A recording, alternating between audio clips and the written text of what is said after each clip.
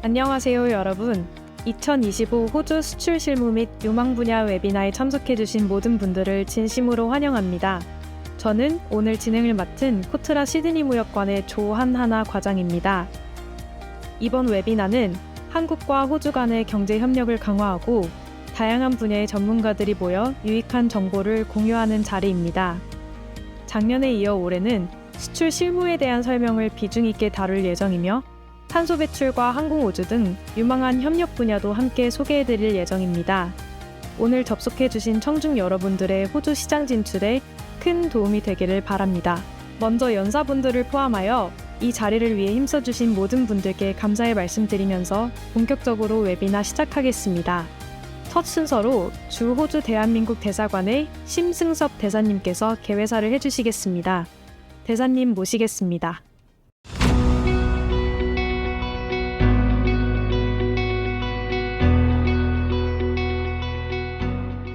반갑습니다.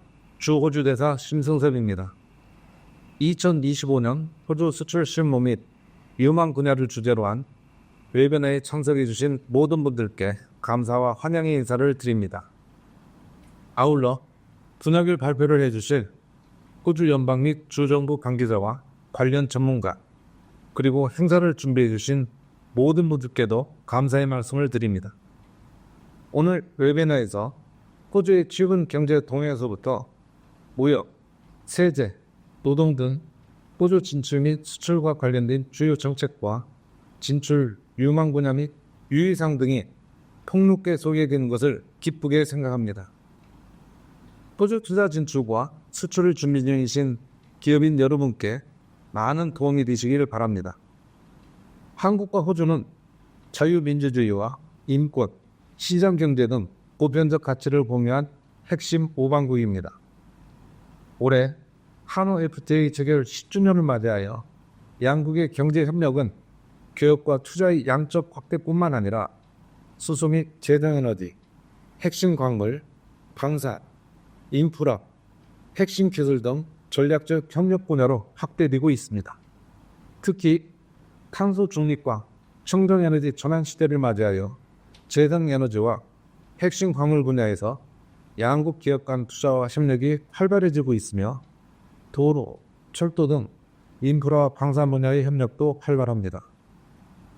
최근 호주 정부는 청정에너지와 핵심 광물, 제조업 역량 강화, 핵심 기술 개발, 인프라 확충 등 집중 투자함으로써 일자리를 창출하고 경제를 성장시키기 위해 노력하고 있습니다. 호주 정부 차원에서 적극 육성하려는 분야에 보다 관심을 기울이신다면 호주 진출에 대한 기회의 문이 더 넓을 것이라 생각합니다. 생활과 소비재 분야 진출을 계획하시는 기업인분들은 건강과 웰빙, 환경과 지속 가능성을 중요시하고 있는 호주 소비자들의 니즈를 고려할 필요가 있습니다. 아울러 K-팝, K-드라마 등 K-컬처에 대한 관심 증대와 함께 화장품 같은 뷰티 제품, 식음료 등도 진출이 유망하리라 생각합니다. 양국의 협력 관계는 그 어느 때보다 좋아지고 있지만 진출 경험이 없는 기업 입장에서는 호주가 아직 낯설 수도 있습니다. 호주 진출에 필요한 투자나 노동, 수출 관련 제도, 진출 희망 지역의 재반 여건 등에 대한 궁금증도 크실 것입니다. 이번 행사에서 유용한 정보를 얻어갈 수 있기를 바라며 직면한 고민들을 지혜롭게 해결해 나가는 단초가 되기를 기대합니다. 감사합니다. 감사합니다, 대사님. 대사님의 말씀처럼 한국과 호주 간의 협력이 앞으로 더욱 긴밀해질 것을 기대해 봅니다. 이어서 코트라 동남아 대양주 지역본부 이희상 본부장님께서 환영사를 해주시겠습니다.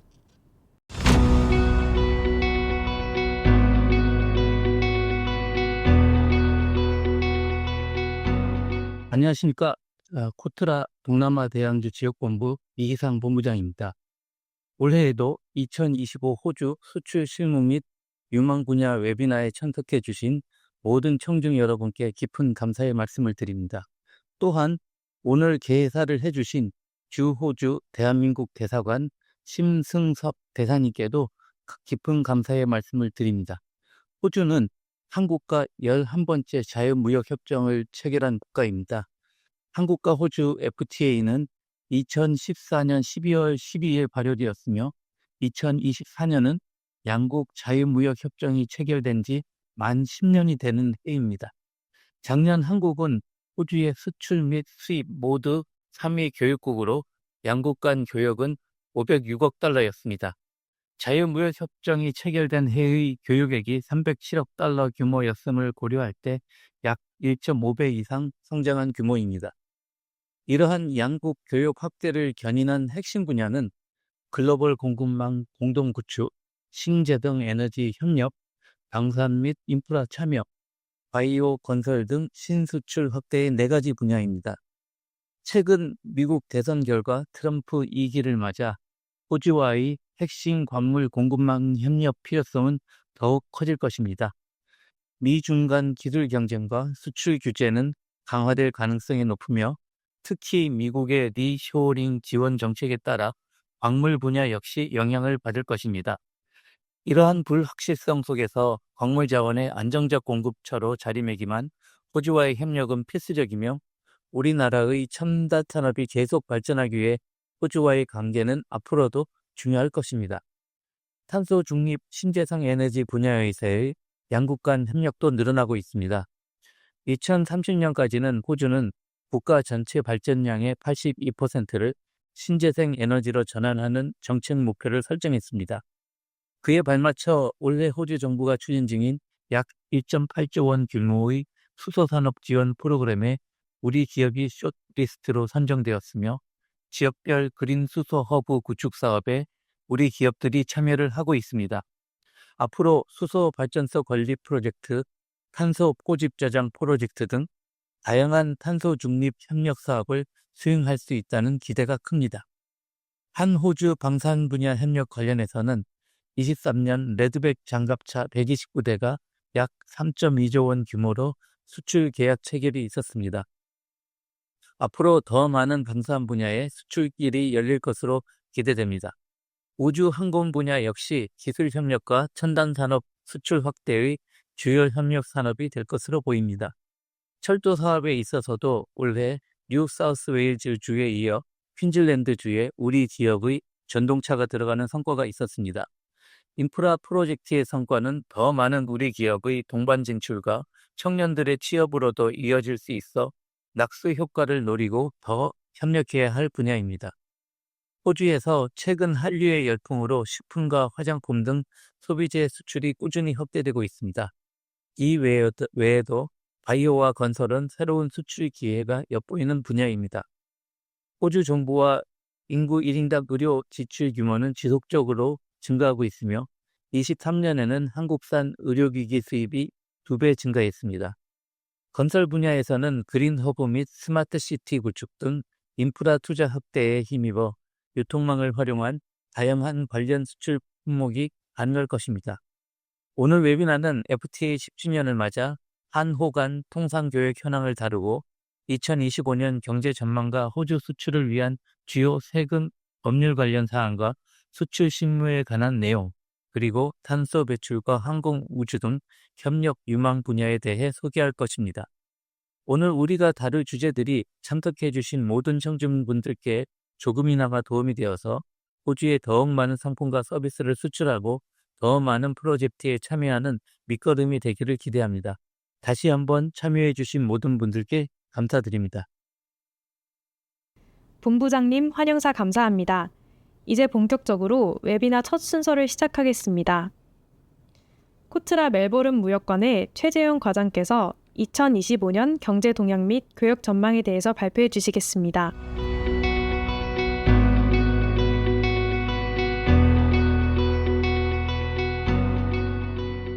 안녕하세요. 2025년 세계 및 호주 경제 전망에 대해 발표를 맡은 코트라 멜버른 무역관의 최재원 과장입니다. 오늘 발표는 호주 경제 동향, 그리고 2025년 세계 및 호주 경제 전망, 그리고 내년도 호주의 주요 이슈에 대해서 설명드리도록 하겠습니다.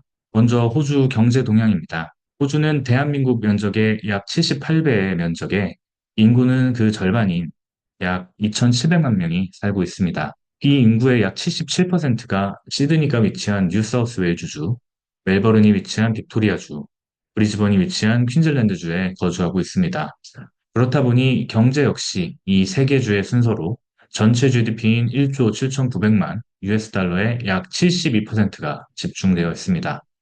호주의 경제 구조는 서비스 및 1차 산업 중심의 경제 구조로 높은 임금으로 인해 제조업 기반이 취약한 국가입니다. 특히 1차 산업 중 광업은 호주 경제를 이끄는 주요 산업이라고 말씀드릴 수 있겠습니다.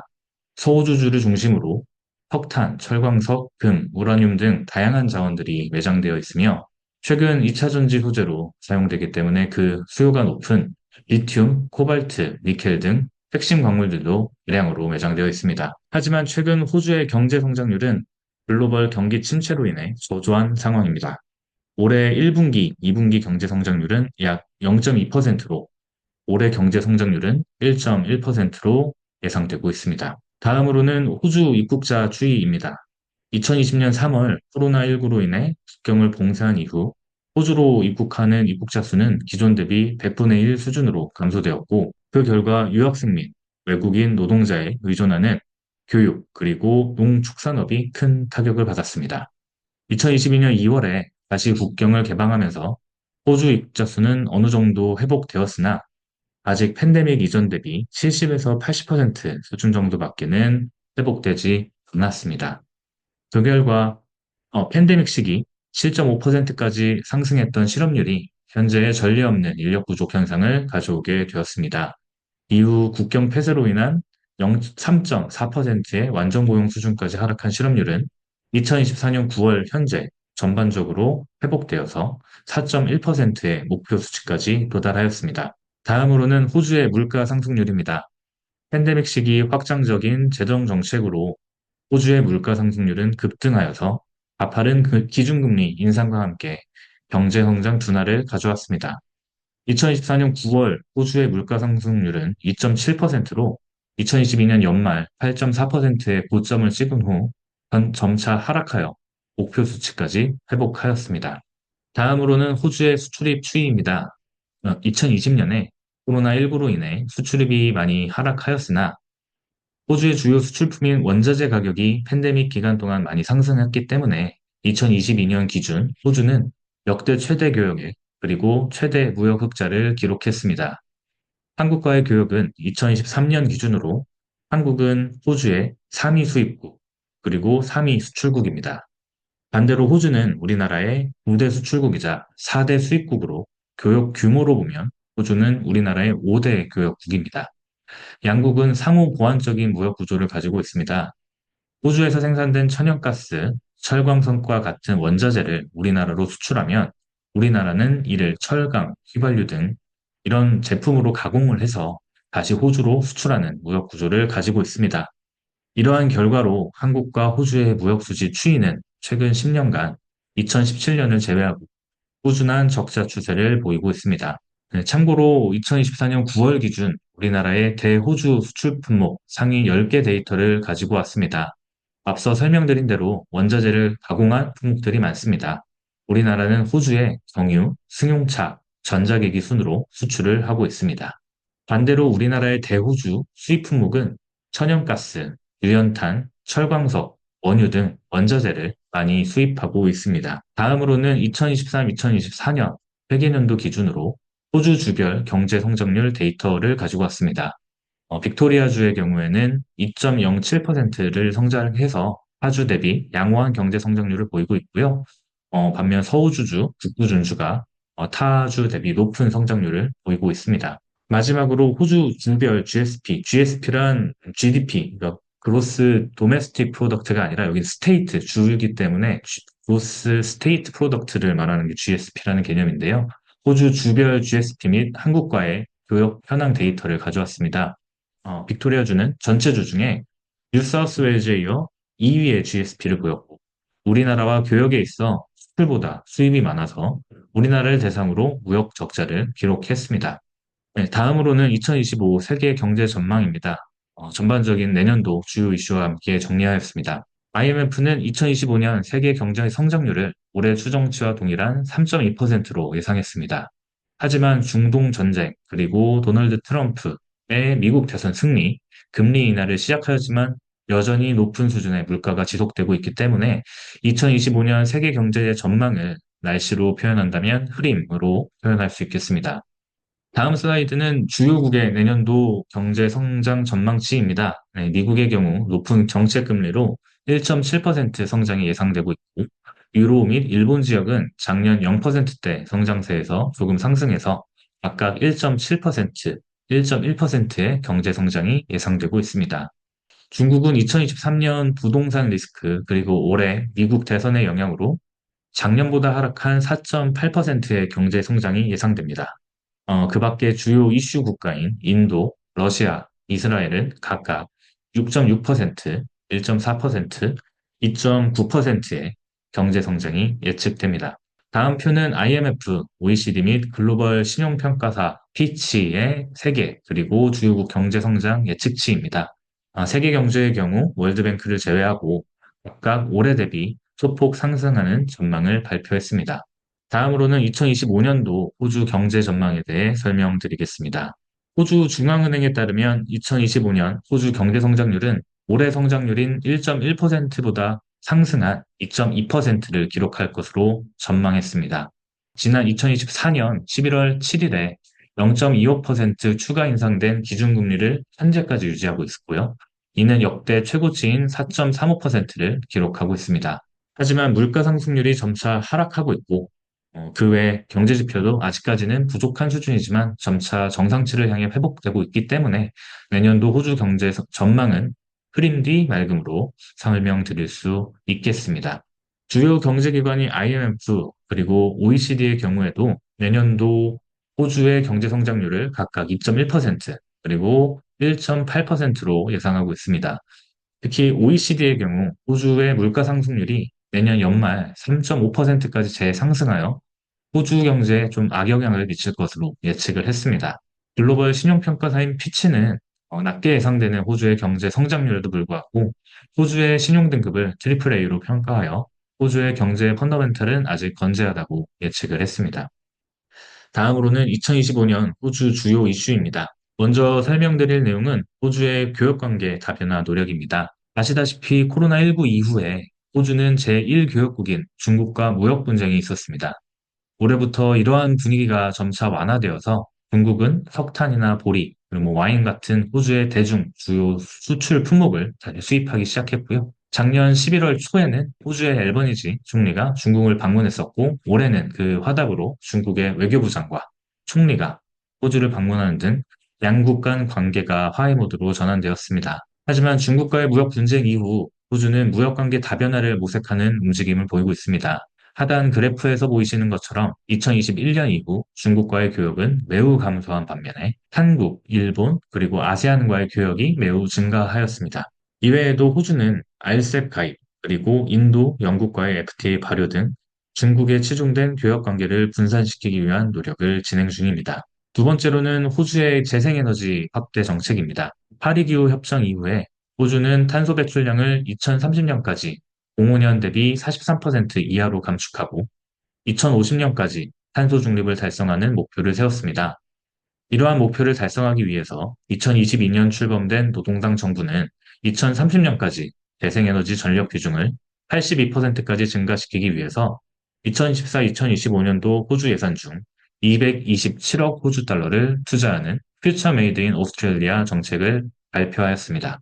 그 외에도 재생 가능 에너지 기관에 71억 호주 달러를 배정하는 등 공격적으로 재생에너지 분야에 투자하는 모습을 보여주고 있습니다. 마지막으로는 안정적인 주거 환경 구축 정책입니다. 호주는 OECD 국가 중에 인구 대비 주택 수가 가장 적고 주택 공급이 수요에 미치지 못하기 때문에 현재 주택 가격이 매우 상승하고 있습니다. 이에 대한 주요 요인으로는 주택 공급 필수 인프라가 부족하고 숙련된 노동력이 부족하고 또 비싼 자재 비용 등이 있습니다. 이를 해결하기 위해서 정부에서는 2029년 6월까지 120만 채의 신규 주택 건설을 위해 62억 호주 달러를 투자하는 등 해결을 위한 적극적인 움직임을 보이고 있습니다. 이상으로 발표를 마치겠습니다.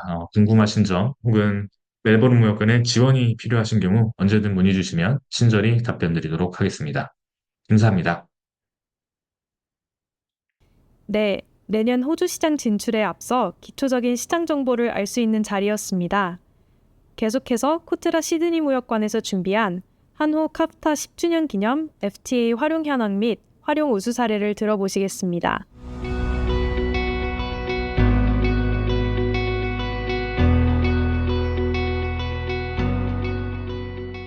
네, 안녕하십니까. 코트라 시드니 무역관 조한하나 과장입니다. 한호 카프타 발효 10주년을 맞아 FTA가 어떻게 활용되어 왔고 또 앞으로는 어떻게 우리 기업분들이 이러한 협정을 활용하실 수 있는지 설명을 드리고자 합니다. 국가 간의 협정이라는 것이 다소 딱딱하게 느껴질 수 있는데요. 실제 교역에서 얻을 수 있는 경제적인 혜택과 가장 밀접하게 관련이 있는 만큼 이미 잘 활용하고 있으신 분들도 있겠지만 다소 낯선 분들께는 조금 친근해지는 계기가 되기를 바랍니다. 오늘 다룰 주제는 크게 카프타의 활용 현황과 앞으로 활용도가 더욱 커질 알셈 및 비관세 장벽, 그리고 호주 진출 유망 분야가 되겠습니다. 먼저 카프타 활용 현황입니다. 작년 호주는 한국의 3대 교역국, 한국은 호주에게 네 번째로 큰 교역국으로 양국 간 교역액은 506억 달러에 달했습니다. 단순한 순위가 아닌 수교 60주년을 넘어 한국과 호주는 지정학적인 안정성과 더불어 서로의 중요한 경제 파트너로 자리를 지켜오고 있습니다. 두 나라 간에 체결된 주요 FTA에는 양자와 다자 간 협약이 있습니다. 카프타는 한국과 호주 간에 체결된 양자 FTA로 2014년 2월 서울에서 체결되었고 해당 연도 12월 12일에 발효되었습니다. 한국에서는 11번째로 체결한 FTA로 협정문에는 10년 내에 대부분의 상품에 대한 관세 철폐가 명시되어 있었습니다. 다자간 협정인 영내 포괄적 경제 동반자 협정 RCEP은 아세안을 포함해 15개국이 참여하는 다자간 협정으로 올해 3년이 되었습니다. 현재 호주가 수출품에 매기는 기본 관세율은 5%입니다. 하지만 카프타가 발효된 지 10년이 넘은 작년부터 호주는 6천여 개가 넘는 한국산 제품 품목에 대해 양호 관세를 완전히 철폐했습니다. 한국도 일부 자국 산업의 보호가 필요한 쌀과 같은 농산품을 제외하고 99%의 교역 품목에서 호주산에 대한 관세를 철폐했습니다. 카프타는 고맙게도 지난 10년 동안 양국 간 무역과 투자를 증진하는 데 중추적인 역할을 해왔습니다. 해당 도표는 발효 이후 10년간의 교역 증가량을 보여주는데요. 카프타가 발효된 후 첫 해인 2015년, 활용률은 수출과 수입 모두 60%대였습니다. 10년이 지난 작년, 한국은 호주에 수출할 때 88%, 호주는 한국에 수출할 때 85%의 교역액에 대해 카프타를 활용하고 있는 것으로 나타났습니다. 특히 전체 교역량이 수출과 수입 모두 각각 1.6배와 2배 가까이 증가한 것을 고려했을 때 실제 카프타를 활용한 교역액은 수출과 수입 모두 2배 이상씩 증가했습니다. 실제로 한국이 호주에 수출하고 있는 주요 10대 품목을 살펴보면 다음과 같습니다. 석유 제품, 자동차, 건전지, 철강판, 철도 등이 상위 5개 품목인데요. 작년도의 품목에서 새로 추가된 품목은 알루미늄과 플라스틱 제품으로 호주 정부 주도의 인프라 프로젝트가 진척되면서 부품 수주처의 수요가 증가한 것으로 보입니다. 실제 카프타 활용의 산업별 현황을 살펴보면 우리나라가 호주에 수출할 때 80% 이상의 활용률을 보이는 산업군에는 기계류나 플라스틱, 전자전기 제품, 그리고 농수산물이 그 뒤를 잇고 있습니다. 다만 대기업에 비해 중소기업분들께서 카프타를 잘 활용하지 못하는 경우가 많습니다. 협정을 활용하는 데 있어 막막한 분들은 저희 무역관을 찾아주시면 지원 드릴 수 있도록 하겠습니다. 앞서 설명드렸듯 카프타는 지난 10년을 거쳐 비교적 안정적으로 양국 간 교역에 자리매김했습니다. 앞으로는 비교적 생소했던 알셉과 비관세 장벽 해소에 눈을 돌리는 것이 필요할 것 같은데요. 2022년 관세청이 보도한 알셉 활용 실적 자료에 따르면 한국은 일본, 중국, 태국 등의 국가와의 교역에서 97% 이상 알셉을 활용하고 있지만 호주와는 수출과 수입에서의 모두 0.1% 이하로 활용하는 것으로 나타났습니다. 알셉에 대해 생소한 기업분들이 많은 것으로 추측이 되는데요. 알셉은 FTA의 훌륭한 대체 혹은 두 협정이 함께 사용되어 시너지를 낼 수 있습니다. 원산지 자율 증명 방식과 연결 원산지 증명 제도를 도입해 복잡한 절차를 간소화하고 기업들의 무역 비용을 줄여주는 것이 가장 큰 장점입니다. 여타 인증이나 통관이 까다로운 호주 시장에 진출하는 데에 이런 시간과 비용의 전략은 다른 시장보다 더 큰 장점으로 작용할 것입니다. 또한 알셉은 디지털 문서와 전자인증이 인정되기 때문에 중소기업들도 온라인을 통해 빠른 거래 속도로 호주 소비자에게 직접 제품을 판매할 수 있습니다. 뿐만 아니라 상품과 더불어 무형물인 서비스 산업에도 적용이 되어 IT, 컨설팅, 교육 서비스 등을 수출하려는 기업분들께는 좋은 활용이 될 수 있습니다. 구체적으로 알셉을 활용한 사례 소개해 드리겠습니다. 실제로 저희 FTA 센터에 문을 두드린 호주 바이어의 사례인데요. 우리나라의 다이아몬드 공구 기업과 거래하던 바이어였습니다. 우리 기업은 지난 5월 여러 공구 제품을 수출하려다 한국산 제품에 대해서는 한화 FTA를 적용해 무관세로 수출이 가능하지만 중국산인 품목에 대해서는 5% 관세를 내야 하는 상황에 처했습니다. 국내 기업의 알셉을 활용하여 먼저 중국 제품을 수입할 때 알셉 원산지 증명서를 구비하고 추가 가공이 이루어지지 않은 채로 호주 수출할 시에 알셉 연결 원산지 증명서를 발행하도록 안내드렸습니다. 결과적으로 한국 제품에는 카프타, 중국산 제품에는 알셉을 병행 활용하여 총 5% 관세 혜택, 금액으로는 9,100불의 비용 절감을 할 수 있었습니다. 이 밖에 우리 기업들이 해외 시장에 진출할 때 어려움을 겪는 이유로 비관세 장벽도 있는데요. 협정을 잘 활용해 비용 절감 등을 하더라도 최종 관문에서 발목이 잡히는 경우가 종종 있습니다. 저희 기관이 분류한 유형에 따라 수입 제한, 통관, TBT, SPS, 서비스 및 투자 장벽, 정보 조달이나 지적 재산권 등이 있습니다. 특히 한국과 호주 간 무역에서 빈번히 발생하는 유형의 비관세 장벽으로는 기술 장벽인 TBT와 위생 검역 조치인 SPS, 그리고 통관이 있습니다. 좀 더 자세히 살펴보면 TBT는 상품의 자유로운 이동을 저해하는 기술 규정, 표준, 적합성 평가 절차를 말합니다. SPS는 소비자 및 동식물의 건강 보호를 이유로 수입 농산물 및 식품에 대해 해충, 질병 등의 유입을 방지하려고 실시하는 검사 및 승인 절차를 말합니다. 마지막으로 통과는 물품 수출입 과정에서 세관 통과를 위해 필요한 절차 전반을 의미합니다. 특히 호주는 아시다시피 독립된 섬나라로 종 보호에 굉장히 민감합니다. 그 때문에 한국에서 호주로 많이 수출하고 있는 식품 기업들이 곤혹을 겪을 때가 많은데요. 관련 기준이 시시각각 바뀌고 정해진 라벨링 기준 등이 엄격하게 관리되고 있어 주의하시는 것이 좋습니다. 이어질 호주 농식품부의 발표도 잘 들어보시기를 바랍니다. 최근 FTA 센터가 대응했던 우수 사례 하나 같이 보시겠습니다. 작년 11월 호주는 신규 SPS 조치에 따라 인증협정 체결국으로부터만 임해폐류를 수입하기로 했습니다. 한편 한국은 정부 간 협약이 미체결된 상태였는데 호주의 냉동해산물 전문 유통업체가 저희 센터를 찾아주셨습니다. 당장 해산물 수입길이 한국으로부터 막힐 위기에 있었는데 예상 피해 규모는 연간 최소 7.3만 달러로 추정했습니다.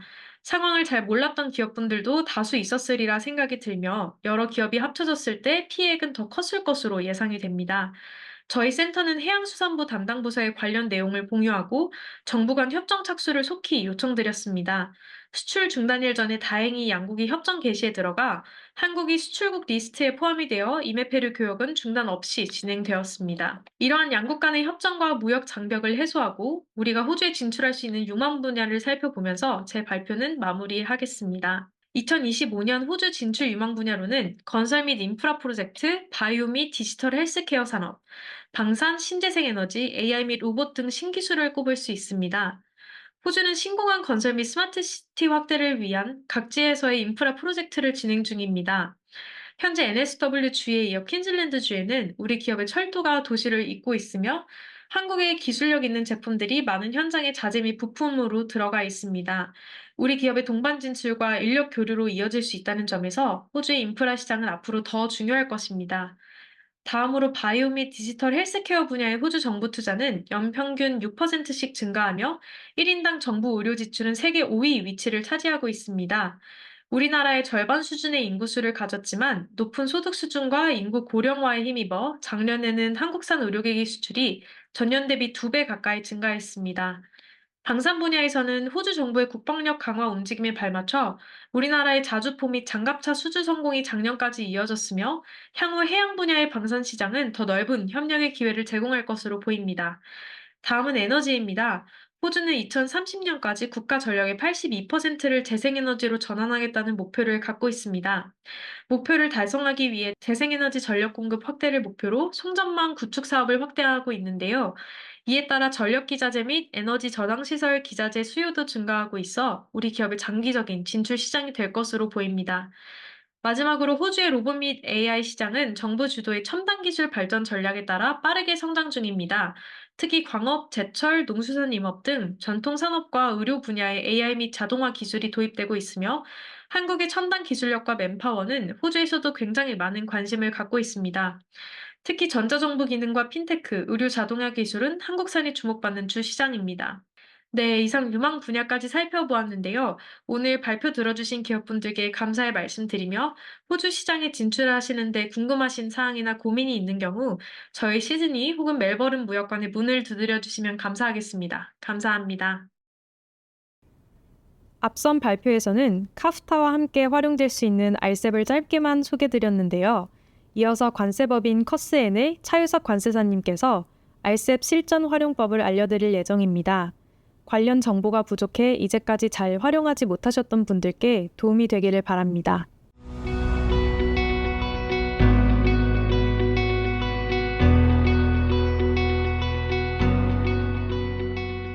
안녕하십니까. 저는 대한무역투자진흥공사의 자문위원을 맡고 있는 관세법인 커스엔의 차이석 관세사입니다. 금일 호주 수출 전략 웨비나에 초청해 주셔서 감사드리고요. 금일 제가 간략하게 말씀드릴 내용은 알셉을 활용한 우리 기업의 호주 소비재 시장 진출 방안에 대해서 말씀을 드리도록 하겠습니다. 기업에 많은 도움이 되시길 바랍니다. 금일 연사의 목차는 첫째, 한 호주의 교육 동향을 알아보고, 둘째, 최근 발효된 알셉의 개요와 기대 효과, 그리고 셋째, 소비재 산업군별 간략한 알셉 및 FTA 활용 방안에 대해서 알아보도록 하겠습니다. 그리고 마지막으로 알셉에서 활용 가능한 누적 조항과 연결 원산지 증명 제도에 대해 말씀을 드리고 연사를 마치도록 하겠습니다. 2024년 10월 현재 기준 한국의 대호주 주요 수출 품목은 금액 기준으로 보았을 때 광물, 차량과 그 부분품, 전자기기, 기계류, 플라스틱 제품 등으로 소비재보다는 산업재가 주를 이루고 있습니다.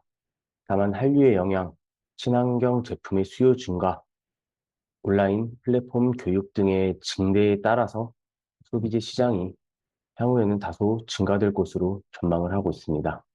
알셉에 대해서 간략히 말씀드리겠습니다. 알셉은 2022년 발효된 아세안 10개국과 비아세안 5개국이 참여한 세계 최대 규모의 다자간 자유무역협정입니다. 알셉은 최근 신보호무역주의 확산세 속에서 세계 최대 규모의 메가 FTA가 체결되었다는 점에서 가장 큰 의의를 가지고 있습니다. 알셉의 기대 효과로는 크게 4가지로 꼽습니다. 첫 번째로는 역내 영역을 확장했다라는 점입니다. 이는 다수 체결 국가들로 하여금 역내 영역이 확장되어 원산지 재료의 조달이 가능한 국가가 늘어나기 때문에 원산지 기준의 충족에 대해 원활성을 부여하고 있습니다. 두 번째로 직접 운송이 완화된다는 점입니다. 수출국에서는 원산지 증명서를 발행하게 되고 체결국인 중간 경유국에서 최초에 발행된 원산지 증명을 기초로 연결 원산지 증명이 발행 가능하기 때문에 FTA 활용에 대한 원활성을 부여할 수가 있습니다. 세 번째로 통일된 원산지 결정 기준이 적용되기 때문에 동일한 품목에 대해 개별 협정에 따른 원산지 관리에 대한 부담이 줄어들 수 있습니다. 이는 기업이 품목에 대해 협정별 원산지 관리의 부담과 비용이 감소될 수 있음을 의미하고 있습니다. 마지막으로 기업의 새로운 비즈니스 모델을 모색할 수 있습니다. 예컨대 역내 국가 간의 WT 거래를 한다라든지 중개무역 방식을 도입한다라든지 다양한 공급망 네트워크 구축에 대해서 모색이 가능할 수 있습니다. 다음으로는 소비재별 산업군의 알셉 그리고 한 호주 FTA 활용 방안에 대해서 말씀을 드리겠습니다. 첫 번째로 식품 산업의 경우에 찌개 등의 스프 그리고 이제 김스낵을 대표 품목으로 예를 한번 들어보겠습니다. 찌개류의 경우에는 H스 코드 6단위 기준으로 2104, 10으로 분류가 되고 MFN 세율이 4%이기 때문에 알셉 그리고 한 호주 FTA 협정 세율이 0%로 더 낮아 협정 적용 실익이 존재하는 걸로 파악됩니다. 이에 따라서 한 호주 FTA 또는 알셉을 활용할 수가 있겠고요. 한 호주 FTA 원산지 결정 기준이 6단위 세번 변경 기준이고 알셉이 2단위 세번 변경 기준과 부가가치 결정 기준을 활용하기 때문에 한 호주의 FTA에 따른 6단위 세번 변경 기준이 판정이 조금 더 유리하다라고 볼 수 있습니다. 따라서 한 호주 FTA를 활용하는 것이 유리합니다. 다만 한 호주 FTA에 따라서 원산지 결정 기준을 충족하지 못한다라는 경우에는 RCEP의 누적 조항을 활용해서 영내산 원재료를 통해 원산지 지위를 원활하게 인정받을 수 있습니다. RCEP의 누적 조항에 대해서는 뒤에서 따로 말씀을 한번 더 드리도록 하겠습니다. 그리고 라이프스타일 산업의 경우에는 선풍기 서큘레이터 제품을 예로 들겠습니다. 한 호주 FTA와 RCEP에 대해서는 모두 관세 실익이 존재합니다. 또한 이제 원산지 결정 기준도 동일합니다. 이런 경우에는 어떠한 방식으로 원산지 증명서를 발급할 수 있느냐에 따라서 조금 더 원활한 방법을 좀 택하시면 되는데요. 자율 발급이 가능한 한 호주의 FTA를 활용하시는 것이 조금 더 유리할 것으로 보입니다. 다만 위의 원산지 결정 기준을 충족하지 못한다라고 하면 언급드렸던 내용과 같이 RCEP의 누적 조항을 활용해서 RCEP 협정 세율을 적용하는 것이 유리할 것으로 보입니다. 세 번째로 뷰티 산업에 대해서 말씀을 드릴 건데요.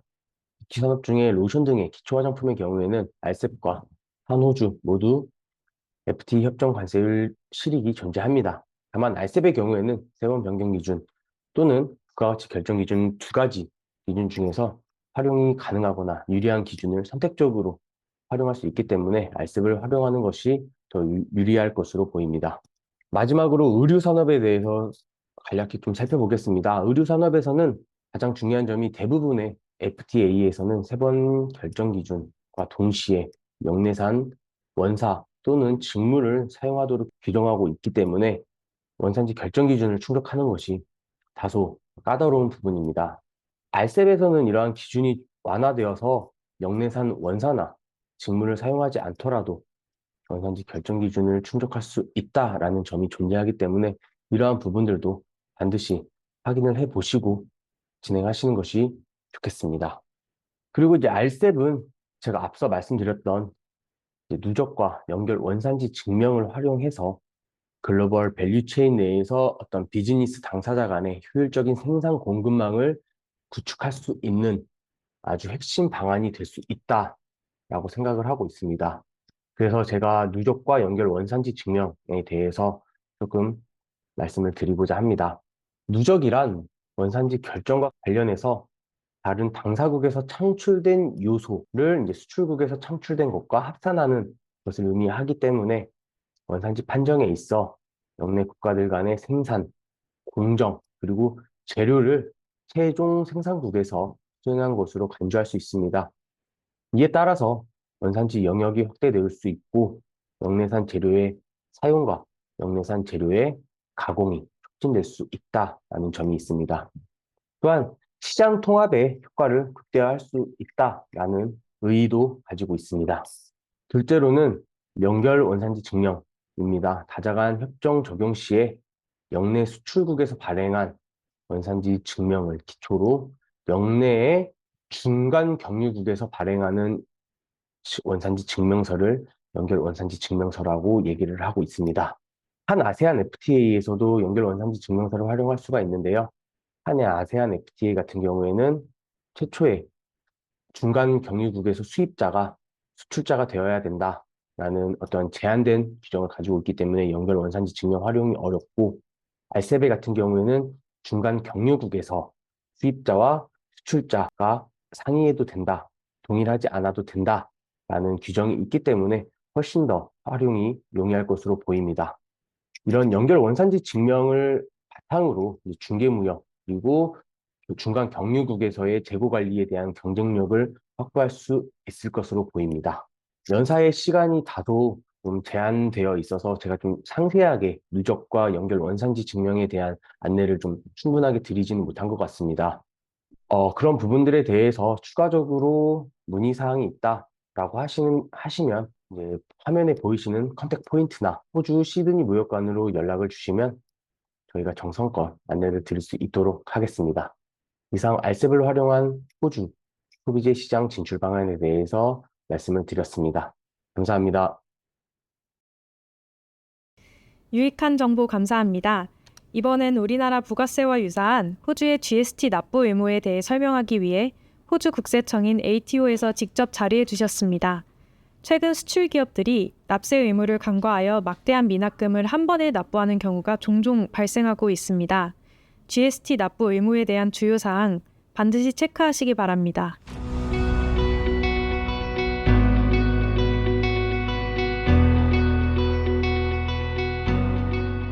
Hello, everyone. Thank you so much for the opportunity to represent the ATO and present to this group. My name is Brian, and I am a director from the International GST Division of the Australian Taxation Office. Before we get started, I just want to acknowledge the traditional owners and the custodians of the country throughout Australia and their continuing connection to land, waters, community. We pay our respects to them, their cultures, and elders past and present. We recognize the unique relationship Aboriginal and Torres Strait Islander people have to country, culture, community, and the important role this plays in all of us working together as Australians. We value the contribution Aboriginal and Torres Strait Islander peoples make to our organization and the broader tax, superannuation, and registry system. Today, I'd like to use the opportunity to give you an overview of the Australian GST system. To begin with, I'd like to share with you an overview of the non-resident business and Australian GST. Followed by that is an introduction of the general types of non-resident businesses that we see during our operation. I then want to touch briefly on two very important concepts, digital product and services and low-value imported goods, followed by a slightly more detailed explanation of what Australian GST obligations entail. And lastly, I want to briefly touch on the ATO compliance programs and where you can find additional information and contact details should you wish to get in touch with us and seek further assistance. In Australia, goods and services tax, or GST, is similar to sales tax or value-added tax in many other countries.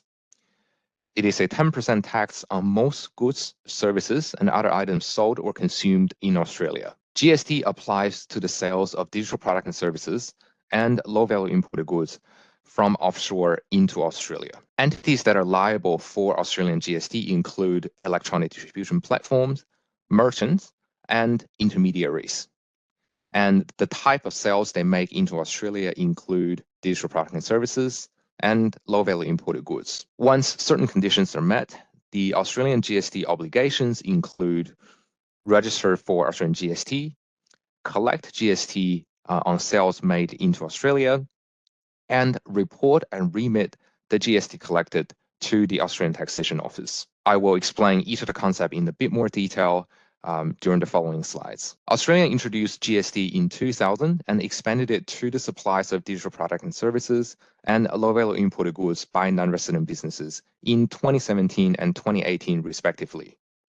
To date, thousands of non-resident businesses around the world have registered for Australian GST and become compliant with the Australian GST obligations. So, who is liable for Australian GST? Generally speaking, it is mainly non-resident businesses who sell supplies from outside of Australia into Australia. And broadly speaking, for GST purposes, below are the three key types of non-resident businesses that commonly subject to GST for sales into Australia. Number one, electronic distribution platform. The Australian law deems online marketplaces, essentially electronic distribution platforms, to be fully liable for GST on imported digital and low-value goods supplies made to consumers made through their platforms by the underlying merchants. Broadly speaking, an entity is considered an electronic distribution platform or an EDP if the sellers use the service to make sales to consumers. The service is delivered by electronic communication, for instance, a website, online marketplace, or an application. Number two, merchants. We refer to merchants as non-resident businesses selling imported services, digital products, and low-value imported goods directly into Australia. Merchants, for instance, a Korean business selling into Australia, will not be directly liable for Australian GST if an operator of an EDP or intermediary is liable for the GST on the supplies the merchant makes into Australia. Additionally, if the EDP or intermediary is liable, the merchant does not include those supplies in determining if they are required to register for Australian GST. And third, intermediaries. Intermediaries refers to redeliverers or similar businesses that act in between the merchants and customers. A redeliverer acts as a go-between between overseas merchants who don't ship goods to Australia. They collect, accept delivery of, or purchase overseas goods on behalf of Australian consumers. The redeliverer is responsible for GST, and its GST turnover includes revenue, fees, and charges, as well as the value of the low-value imported goods. You may be one of the three businesses, either an electronic distribution platform, a merchant, or an intermediary. In earlier slides, I mentioned a lot about this terminology, digital product and services. So what exactly are digital product and services? In our legislation, we refer to digital product and services from offshore as inbound intangible consumer supplies. Examples of these supplies include digital contents, for example, ebooks, movies, or TV shows, games or games-related product, including codes, apps, softwares, and software maintenance services, webinars or distance learning courses, insurance services, gambling services, online dating services, booking services for events or places within Australia, professional association services, including the membership fees, and legal, accounting, architectural, or consulting services. In addition to digital product and services, I mentioned a lot about the terminology low-value imported goods. Again, so what exactly are low-value imported goods? Low-value imported goods refers to goods or consignment of goods sold from offshore into Australia with a custom value of 1,000 Australian dollar or less. The custom value is the price of the goods that are sold for minus freight and insurance costs from the place of export. For low-value goods, GST is collected by the non-resident businesses at the point of sale. For goods or consignment of goods imported over 1,000 Australian dollars, any GST, custom duties, and clearance charges are charged to the importer at the border. We refer to this as the standard importation rules. Now, there are a total of 5 scenarios that you might encounter as part of your business. Scenario number 1, a single good valued less than 1,000 Australian dollar. In this scenario, GST is to be collected by the non-resident businesses, and no custom duty and clearance charge will be applicable. So overall, the low-value imported good rules applies. In scenario 2, a single good valued greater than 1,000 Australian dollars is involved in this scenario.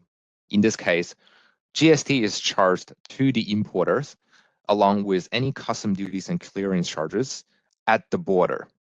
In other words, the standard importation rules apply. In scenario 3, multiple goods in one consignment valued less than 1,000 Australian dollars. In this case, GST is collected by the non-resident businesses at the point of sale, and there will be no custom duties or clearance charges.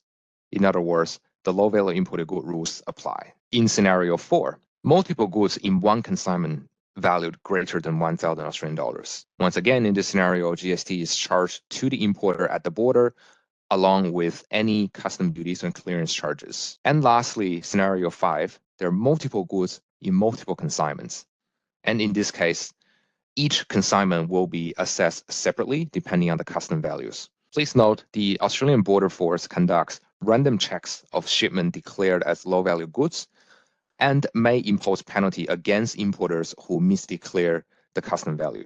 And regardless of the value, tobacco-related products, and alcoholic beverages are treated as standard importation and excluded from the low-value imported good rules. So what exactly is the Australian GST obligations? Australian GST law prescribes a registration threshold of 75,000 Australian dollars. Non-resident businesses are required to register for GST if their current or projected turnover in a 12-month period, essentially the value of sales into Australia less GST, meets or exceeds the registration threshold. Once required to be registered, the non-resident business must collect GST on taxable sales, report the sales value and GST, and pay the collected GST to the ATO. In Australia, there are 2 types of GST registration: full registration and simplified registration. Full registration will require a full proof of identity, including a certified copy of the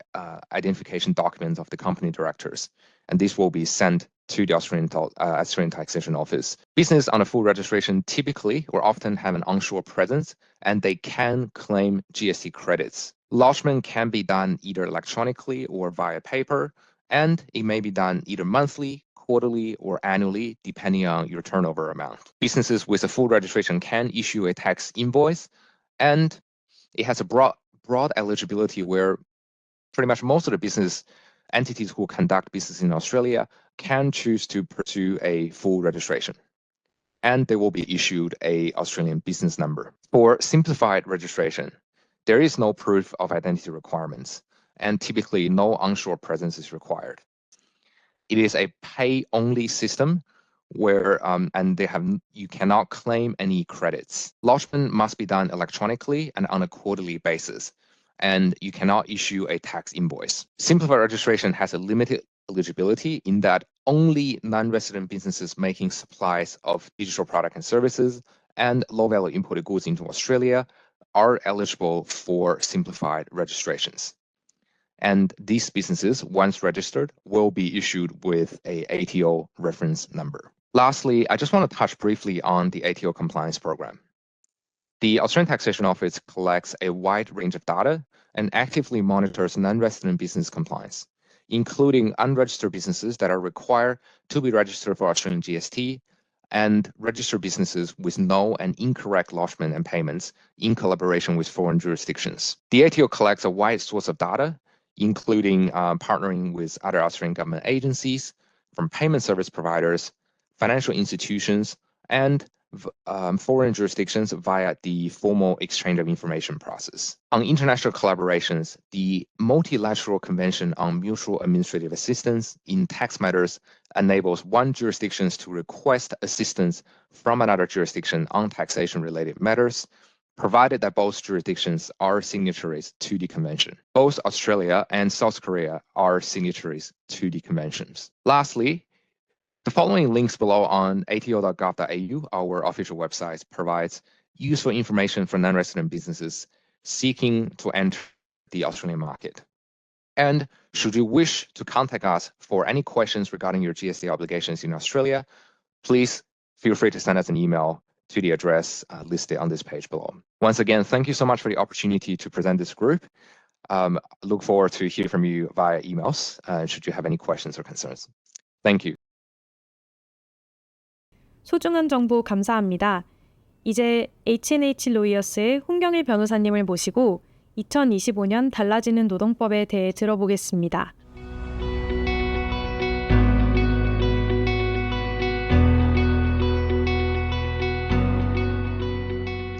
안녕하세요. 최신 호주 노동법 업데이트 웨비나를 맡은 H&H 로이어스의 홍경일 변호사입니다. 반갑습니다. H&H 로이어스는 1996년도에 설립되었고요. 현재 시드니와 멜버른에 사무실을 가지고 있습니다. 각 분야의 최고 전문가들이 전문성과 풍부한 경험 그리고 노하우를 통해 호주 진출을 계획하거나 실행하고 있는 한국 기업들 그리고 정부 기관들의 자문을 도맡아 하고 있습니다. 간단히 제 소개를 드리자면 저는 H&H 로이어스의 대표 변호사로서 기업 법무, 인사 노무, 분쟁 등 소송 등의 전문 분야에서 일을 하고 있습니다. 현재 호주 한인 변호사협회 회장으로서 봉사를 하고 있고 주 시드니 초영사관, 코트라 시드니와 멜버른 무역관, 자문 변호사도 맡고 있습니다. 호주 노동법을 간단하게 정리하자면 세 가지로 나눌 수 있습니다. 일단 기본적으로 법적으로 보장이 된 국가 고용 기준이 있고요. 그 안에 산업별 협약이 있습니다. 그리고 그 안에 고용주와 고용인이 체결을 하는 고용계약서가 있다라고 이해를 하시면 될 것 같습니다. 관련해서 국가고용기준 그리고 산업별 협약에 대해 좀 더 자세한 설명을 드리도록 하겠습니다. 국가고용기준의 경우 12개로 나눠져 있는데요. 이는 호주 법상 가장 기본적으로 보장이 되는 권리라고 생각하시면 됩니다. 그래서 예를 들면 주당 최대 근무시간 38시간으로 정해져 있고요. 유연 근무제를 요청할 수 있는 권리, 비정규직인 경우 정규직으로 전환을 요청할 수 있는 권리, 그리고 출산휴가, 유급휴가, 병가, 그리고 배심원 등 지역 사회를 위한 일을 할 때 요청할 수 있는 휴가, 그리고 7년이나 10년 정도 장기 근로를 했었을 때 받을 수 있는 휴가, 공휴일에 쉴 수 있는 권리, 그리고 해고 처리가 됐을 때 꼭 주어져야 되는 최소의 통보기간, 그리고 정리해고 시의 퇴직금, 그리고 Fair Work Information Statement라고 하여 고용주가 꼭 고용을 하기 전에 전달해야 되는 문서, 그리고 고용인으로서 꼭 받아야 하는 연금에 대한 의무가 이에 포함되어 있습니다.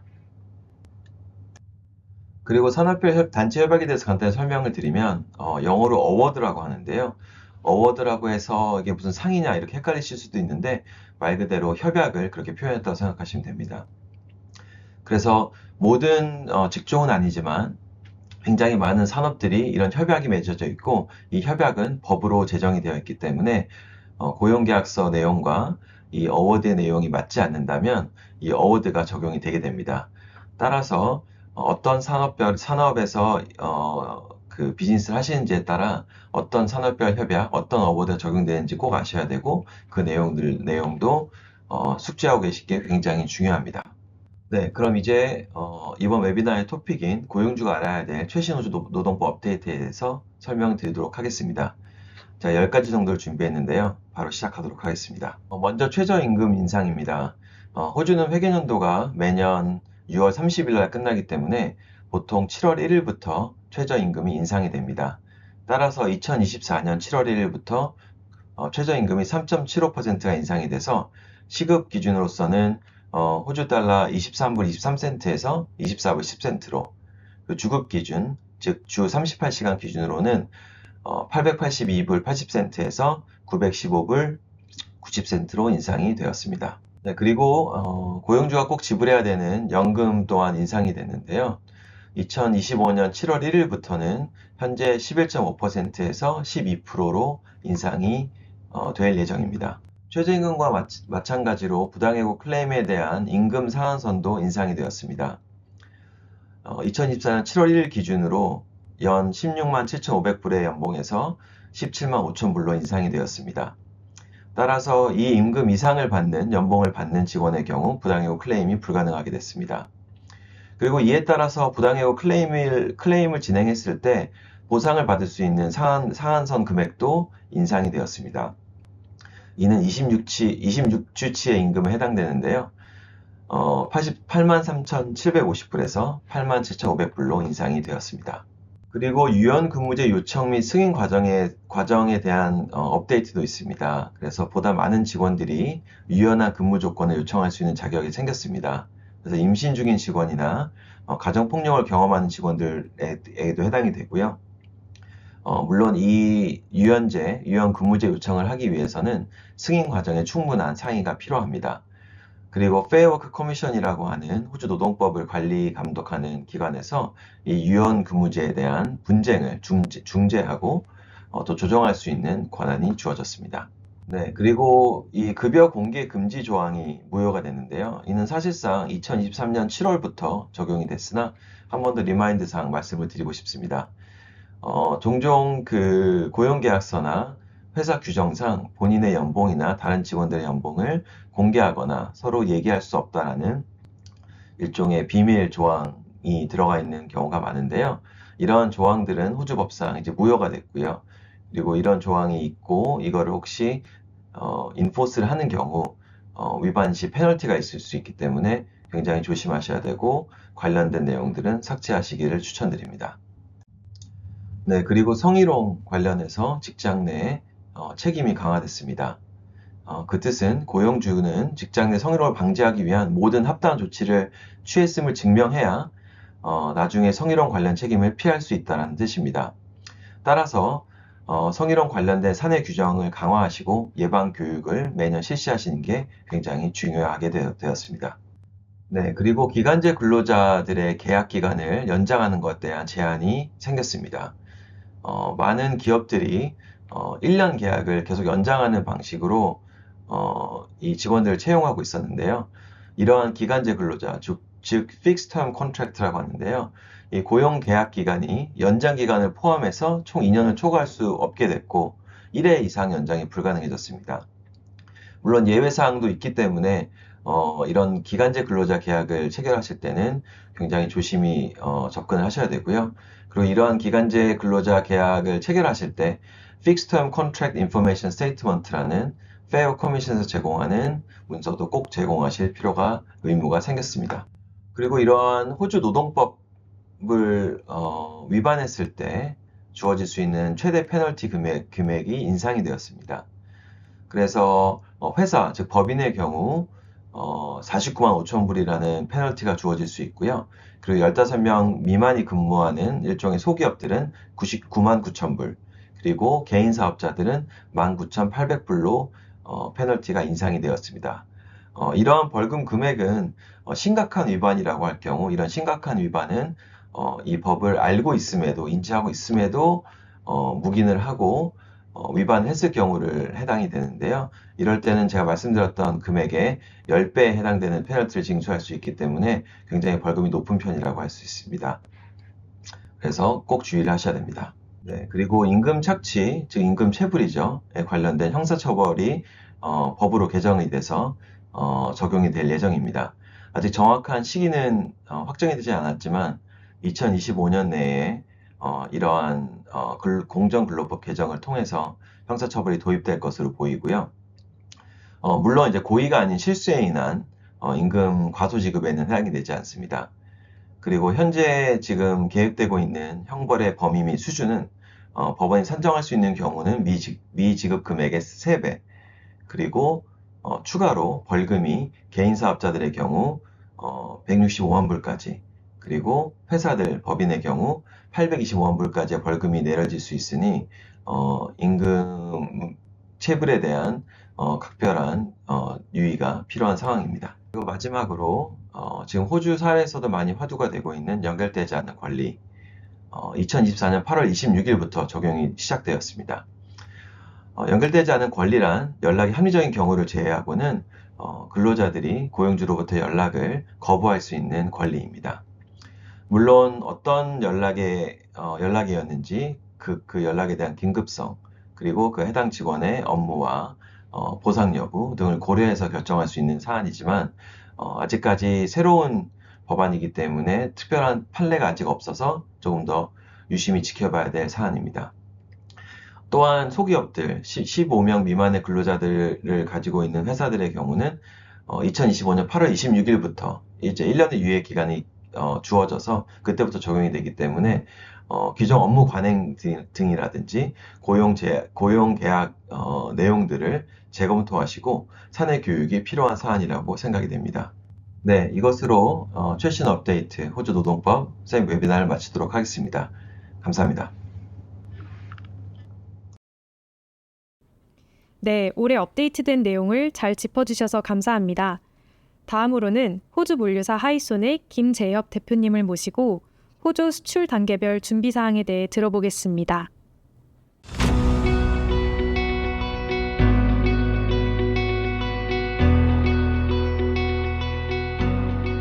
안녕하세요. 반갑습니다. 오늘 호주 시장 진출을 위한 시드니 코트라 웨비나에 오신 걸 환영합니다. 저는 호주에 있는 하이손 시핑 앤 트랜스포트의 김재협입니다.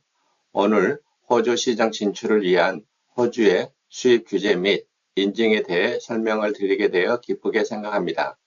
제가 발표드릴 내용은 여러분들이 향후 호주 시장 진출을 위해 반드시 숙지하시고 관리하셔야 할 내용에 대해 최대한 간단하고 명료하며 이해하시기 쉽도록 설명을 드리도록 하겠습니다.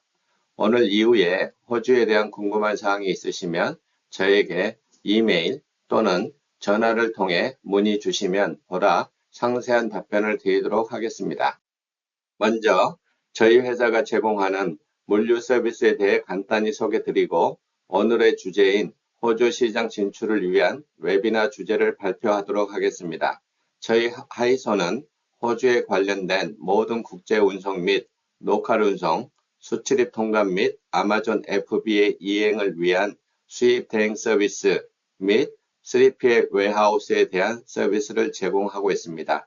향후 여러분들께서 호주에 관련된 물류 서비스에 대해 궁금한 사항이 있으시면 저에게 메일 또는 전화 주시면 성심성의껏 지원하도록 하겠습니다. 다음에는 오늘의 주제인 호주의 수입 규제에 대해서 설명을 드리도록 하겠습니다. 여러분들이 호주로 수출을 하기 위해서는 사전에 바이어와 인커텀스 및 지불 방식에 대한 계약이 완료되었다는 전제하에 설명을 드리겠습니다. 여러분들이 호주로 상품을 수출하기 위해서는 다음과 같은 서류가 반드시 필요합니다. 첫째, 상업송장. 이 문서는 상품의 가치 및 판매 조건, 지불 방식을 포함하여 수출자와 수입자 간의 거래에 대한 내용을 제공하고 있습니다. 둘째, 원산지 증명서. 원산지 증명서는 상품이 제조된 국가를 증명하며 FTA 및 수출 금지 국가에 대한 증명 및 FTA에 의한 특혜 관세 혜택을 적용하기 위해 필수 서류입니다. 포장명세서.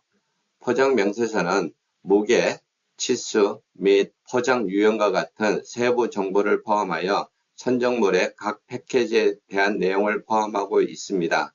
넷째, 선화증권 및 항공 운송장이 필요합니다. 추가적으로 기타 수입 절차에 의해 간헐적으로 다음과 같은 서류가 요청되는 경우도 있습니다. 포장재 재질이 목재의 포장재가 사용되는 경우 훈중 처리 방식이 표기된 패킹 데클레이션이 필요하며 보험증명서 또는 상품의 특성에 따라 호주로 수입하기 위해 특정 허가 및 라이센스가 필요할 경우 허가 및 라이센스를 제출하여야 합니다. 이러한 문서는 수입 프로세스가 순조롭고 모든 규제, 요구사항이 증명되는지 확인하는 데 도움이 됩니다. 다음은 호주 수입 프로세스에 대해서 설명을 드리도록 하겠습니다. 첫째, 수입 신고.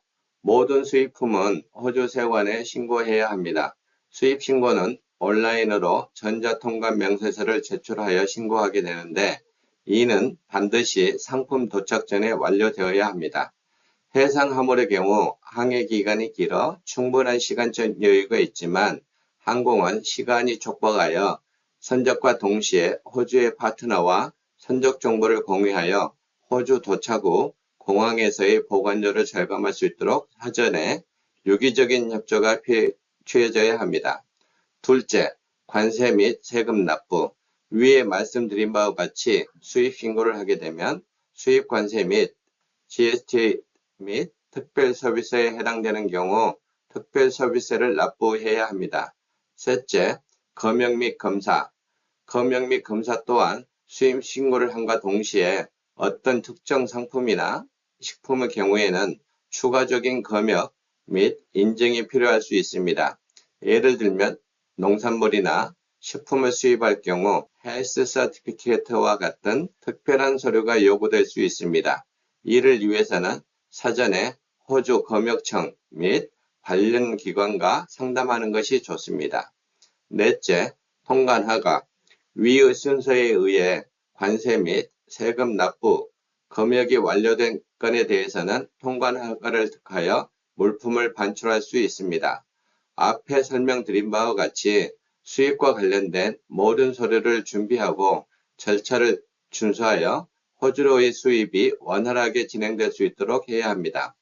각 단계에서 주의 깊게 준비하고 호주에 대한 상세한 정보가 필요할 경우 호주 수입에 대한 전문가의 도움을 받아 사전에 준비하시는 것을 여러분들에게 권장드립니다. 다음에는 호주의 주요 수입 규제 기관에 대해서 설명을 드리도록 하겠습니다. 호주의 주요 수입 규제 기관으로서는 다음과 같은 주로 3개의 부처가 있지만 상황에 따라 다른 기관의 승인을 득해야 하는 경우도 있습니다.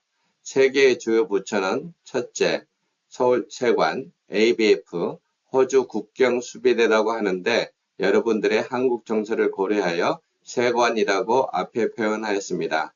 둘째, 농림부가 있으며 호주의 생태계를 보호하기 위한 생물 안전 및 검역 규정을 관리하고 있습니다. 셋째, 보건부, 주로 의약품, 의료기기, 식품 등의 수입 규정을 관리하고 있습니다. 이러한 기관들은 상호적으로 긴밀히 협력하여 호주의 수입 규제를 관리하고 실천하고 있습니다. 다음은 호주의 수입 관세를 할당하기 위한 품목 분류 제도에 대해서 설명을 드리도록 하겠습니다.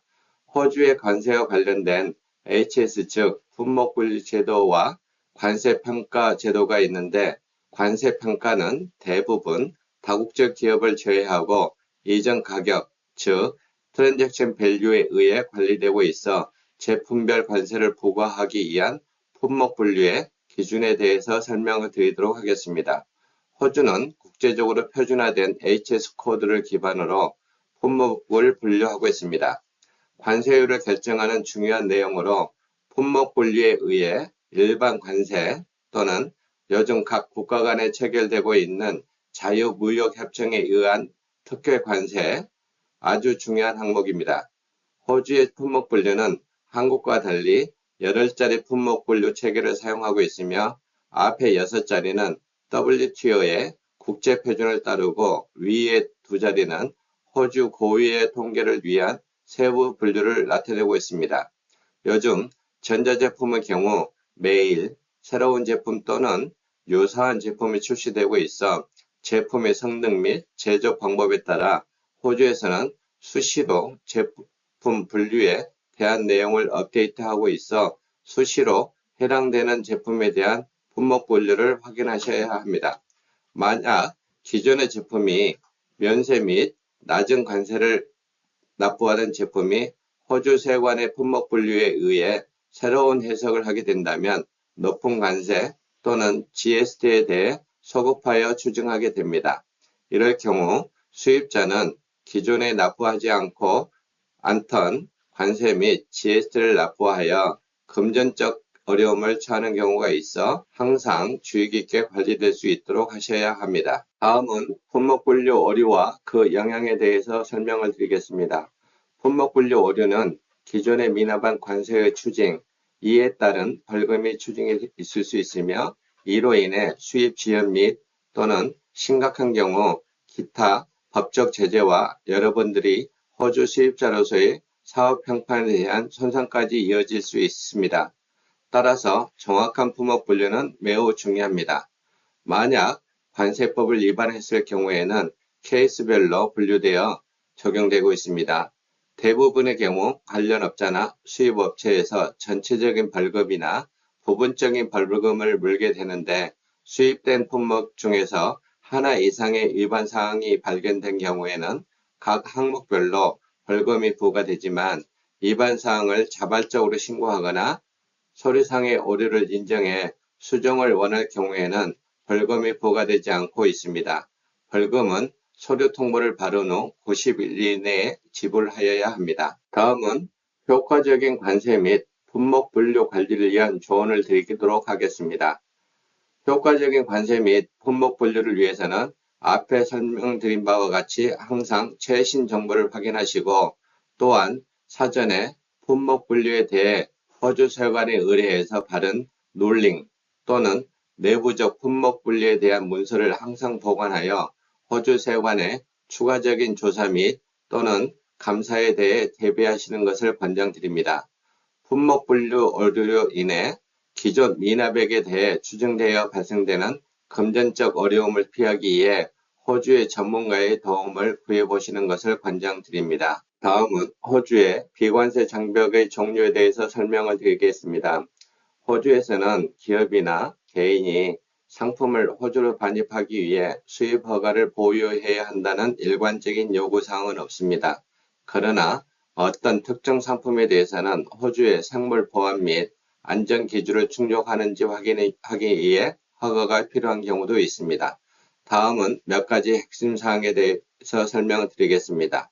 첫째, 사전 수입 허가, 건강 및 안전 기준, 식품, 식물, 의료기기와 같은 특정 품목은 건강 및 안전 규정을 준수하는지 확인하기 위해 허가가 필요할 수 있습니다. 검역, 생물학적 보안 수입 조건으로 상품은 해충 및 질병의 유입을 방지하기 위해 호주의 생물 보안 수입 조건을 충족해야 합니다.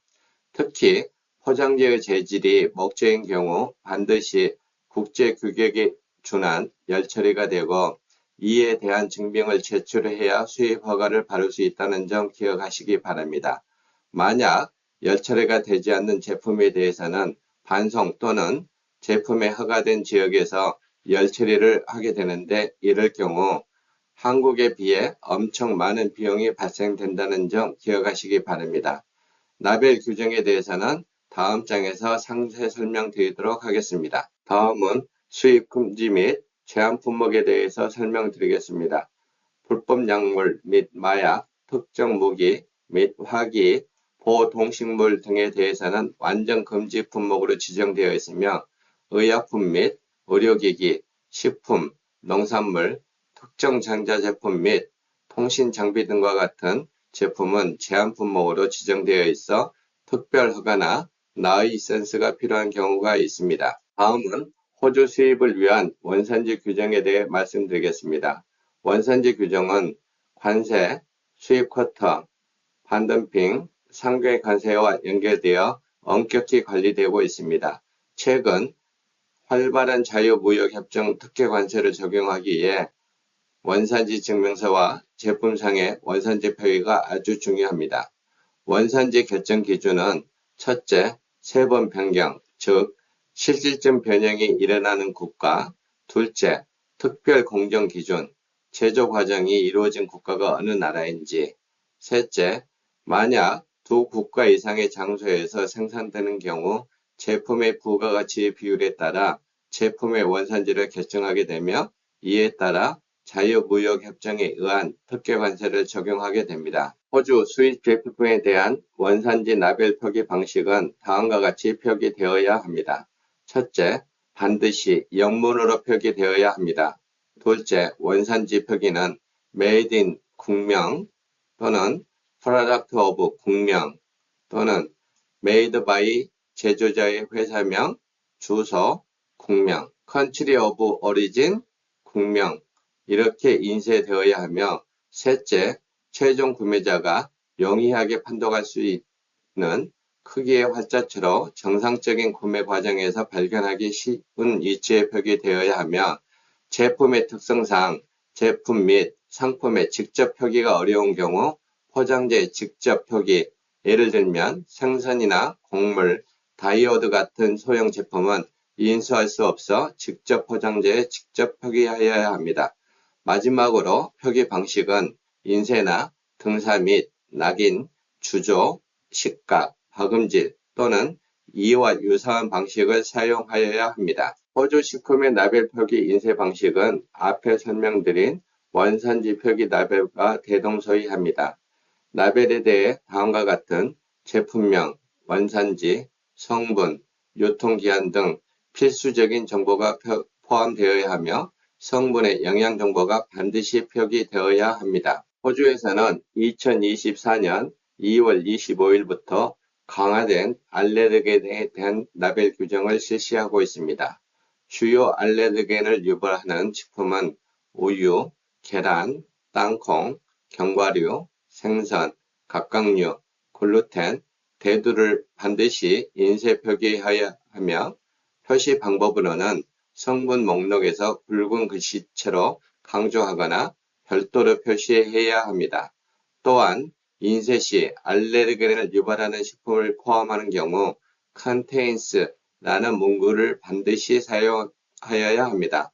다음 장에서 인쇄 방식에 대한 샘플을 보여드리도록 하겠습니다. 마지막으로 알레르겐을 유발하는 식품은 정기적으로 업데이트되는 관계로 항상 최신 정보를 숙지할 수 있도록 관리하시기 바랍니다. 다음은 알레르겐 라벨에 대한 샘플을 보여드리고 있습니다. 앞에 설명드린 바와 같이 알레르겐을 유발하는 제품은 반드시 맨 아래에 나와 있는 contains라는 문구를 포함하여 인쇄될 수 있도록 하시기 바랍니다. 여러분들이 호주 수입 규제 준수를 위한 팁을 드리면 첫째, 사전조사. 여러분이 호주에 수출하려는 상품에 대해 품목 분류나 자유무역협정에 의한 특혜 관세 적용 여부 등을 충분히 사전에 조사하시기 바랍니다. 잘 이해가 안 되시는 경우 호주 전문가의 도움을 받으시기 권장드립니다. 또한 실질적인 수출 계약이 성사되어 선적을 할 경우에 앞에 설명드린 수입 허가를 득하기 위해 필요한 서류를 잘 갖추어 추가적인 비용 부담 없이 원활하게 수입 허가를 받을 수 있도록 사전에 준비하시기 바랍니다. 또한 항상 새롭게 업데이트되는 규정에 대한 모니터링을 하시고 제가 경험한 바에 의하면 코트라에서는 항상 여러분을 위한 새로운 규정에 대해 업데이트하여 카드뉴스와 같은 형태로 공시하고 있으니 현지의 코트라의 담당자에게 문의하시는 것도 좋은 방법이라고 생각합니다. 마지막으로 호주 수입 성공을 위한 핵심 포인트를 말씀드리면 호주 수입 시장에 성공적으로 진출하기 위해서는 수입 규제에 대한 깊은 이해와 철저한 서류 준비가 사전에 필요합니다. 이러한 규제 또는 요구되는 서류가 이해가 안 되는 경우 호주 수입 전문가의 도움을 받아 정확한 서류 준비와 규제 준수를 확실히 하시기 바랍니다. 또한 변화하는 규제 환경에 유연하게 대응할 수 있는 여러분들의 내부적인 능력을 키우시는 것이 중요합니다. 이와 같은 내용을 잘 관리하시면 여러분이 호주 시장에서의 기회를 최대한 활용할 수 있을 것이라고 생각됩니다. 이상으로 호주의 수입 규제 및 비관세 장벽에 대한 설명을 마치도록 하겠습니다. 부디 저희 발표가 도움이 되시기를 바라고 향후 여러분의 사업이 호주에 진출하시는 경우 성공적으로 많이 번창하시길 기원하겠습니다. 감사합니다. 실제 저희 무역관에 가장 많이 접수되는 문의사항과 관련된 아주 실용적이고 유익한 내용이었습니다. 이어지는 순서는 호주 농식품부에서 준비한 호주 농식품 검역 규정 및 유의사항에 대한 발표입니다. 특히 한국에서 호주로 많이 수출하는 품목을 짚어 설명하실 예정이오니 식품 등 관련 기업들은 귀를 쫑긋 열고 들어주시면 좋을 것 같습니다.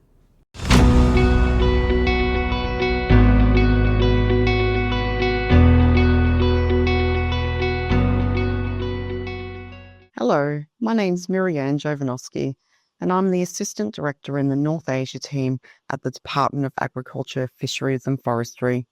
Today, I'll provide a short presentation on biosecurity and food safety requirements for imported food. There are links throughout my presentation that will take you to the page on our website on specific detail on biosecurity conditions and food safety requirements. The department regulates food imported into Australia to protect our environment from biosecurity risks and to protect consumers from food safety risks. Biosecurity conditions must always be met first before we assess whether the food meets food safety requirements. That's because to protect Australia from harmful pests and diseases, some foods are not permitted into Australia. To understand how we regulate food at the border, we'll start off with an overview of Australia's regulatory system. The Department of Agriculture, Fisheries and Forestry is one of many government agencies responsible for the regulation of food in Australia. Food Standards Australia New Zealand, also known as FSANZ, develops our domestic food standards, the Food Standards Code. It contains requirements for composition of foods, food that requires pre-market access, residue limits, labelling and food safety. Our Food Standards Agency also provides food safety risk advice for imported food. I'll describe this later on in my presentation. The Department of Health develop food policy and coordinate consistent implementation of our food standards. The Department of Agriculture regulates food at the border. Because we operate under a federal system, the government agencies in each of our states and territories are responsible for regulating food once it's on our domestic market. For food incidents and recalls, FSANZ is the coordination point, and the Department of Agriculture and the states and territory government agencies are involved in investigation and enforcement activities. Australia's biosecurity import conditions can be found on a website called BICON. You'll find information on how to meet Australia's biosecurity conditions for over 20,000 commodities, including fish, seafood and dairy. Conditions are set to ensure that pests and diseases aren't spread through trade. Australia too must meet our trading partners' biosecurity requirements, or sometimes what is known as quarantine requirements. Before you export food to Australia, check if there's market access on the BICON website. If the food is permitted, it may require an import permit or certification. Some foods also require treatment before being imported. If the food passes biosecurity requirements, food safety requirements may also apply. Food safety requirements are not currently found on the BICON system, so you will need to check the department's website. All imported food intended for sale in Australia must be safe and meet Australia's food standards. We regulate food that is imported for sale to check if it's safe and compliant with these standards. On the website, we have a guide for importing food into Australia. It shows us the step-by-step process of what you need to know about the food safety requirements. It includes details on requirements for different types of food, relevant documents and declarations, government-to-government agreements such as certificates, inspection and testing details, and how to book a lab if your food has been referred for testing. I understand that you have specific interest in abalone, dried kelp and seaweed, anchovy, semi-processed, shellfish, dairy and labelling requirements. Today I won't go into details on specific biosecurity and important food requirements for each of these commodities, as the conditions vary depending on whether the product is fresh, semi-processed, with or without a shell. I do, however, have a link on each page that will take you to the biosecurity conditions and the food safety conditions. The department is always happy to provide further details if required. For abalone, there are biosecurity conditions to import frozen, chilled, with or without a shell. The link in the presentation will take you to the mollusks page under seafood for human consumption. Biosecurity conditions will be different depending on whether the product is fresh, with or without the shell, or if the product is frozen. Under food safety for mollusks, products including abalone have been classified as a risk food. This includes raw or processed products. The reason for the risk food is that it presents a potential medium or high risk to public health for hepatitis A, norovirus, domoic acid, paralytic shellfish poison, with ready-to-eat produce at risk for listeria. A government certificate is required. For dried kelp and seaweed, there are biosecurity conditions to import dried or powdered seaweed for human consumption. The link in the presentation will take you to the conditions. In this case, the biosecurity conditions are that an import permit is not required. Under food safety for seaweed, it has been classified as a risk food. This includes dried, fresh or frozen product. The reason for the risk food is that it presents a potential medium or high risk to public health for iodine level in brown seaweed. For hijiki seaweed, it's a risk for inorganic arsenic. For anchovies, there are biosecurity conditions to import consumer-ready finfish. However, an import permit is not required. Conditions are quite broad and varied. They are dependent on whether the fish is whole, skinless, in pieces, processed, or processed down to oil or flavouring. Under food safety for finfish, it has been classified as risk food. This includes finfish that is cooked, cured, or smoked and is ready to eat. This risk rating excludes ready-to-eat finfish that is dried, pickled, salted, or fermented. This rating is for listeria. There is also an added complexity for anchovies, with additional requirements for histamine-susceptible fish. For semi-processed shellfish, there are biosecurity conditions for shellfish, but that will be dependent on what type of shellfish. Are you looking to import prawns? Are they cooked, dried, shelf-stable? Are you looking to import other types of shellfish? I urge you to look at the biosecurity conditions as they are different for each type. Under food safety, shellfish that is cooked has been classified as risk food. This includes, but not limited to, cooked and ready-to-eat crab, crayfish, prawns, or shrimps. Imported food will be tested for listeria, salmonella, vibrio, cholerae. These tests again will be different depending on what type of shellfish you are importing. For dairy, it is similar to the other products I have gone through. The biosecurity conditions will be dependent and different for the type of product you are importing, such as cheese, butter, infant formula, processed products. The link in the presentation will take you to the conditions for a variety of products. Under food safety for dairy, there are 3 types of categories: cheese, dried milk, and raw milk cheese. Food safety requirements are very different for each individual product. I urge you to read each requirement carefully. It is the importer's responsibility to ensure that all imported food complies with the labelling requirements in the code. We urge you to engage with the consultant to assist. Further information on this can be found at the Food Standards Australia New Zealand website. Thank you for the opportunity to present to you today.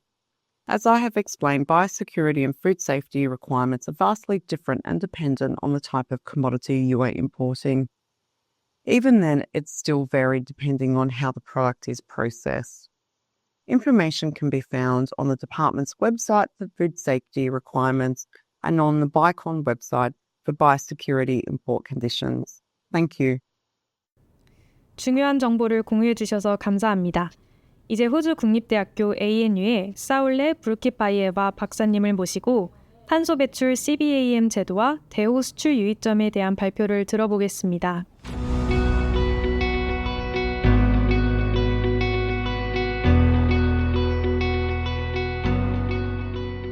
Hello everyone, my name is Saule Burkitbaeva. I'm a research fellow at the College of Law at the Australian National University.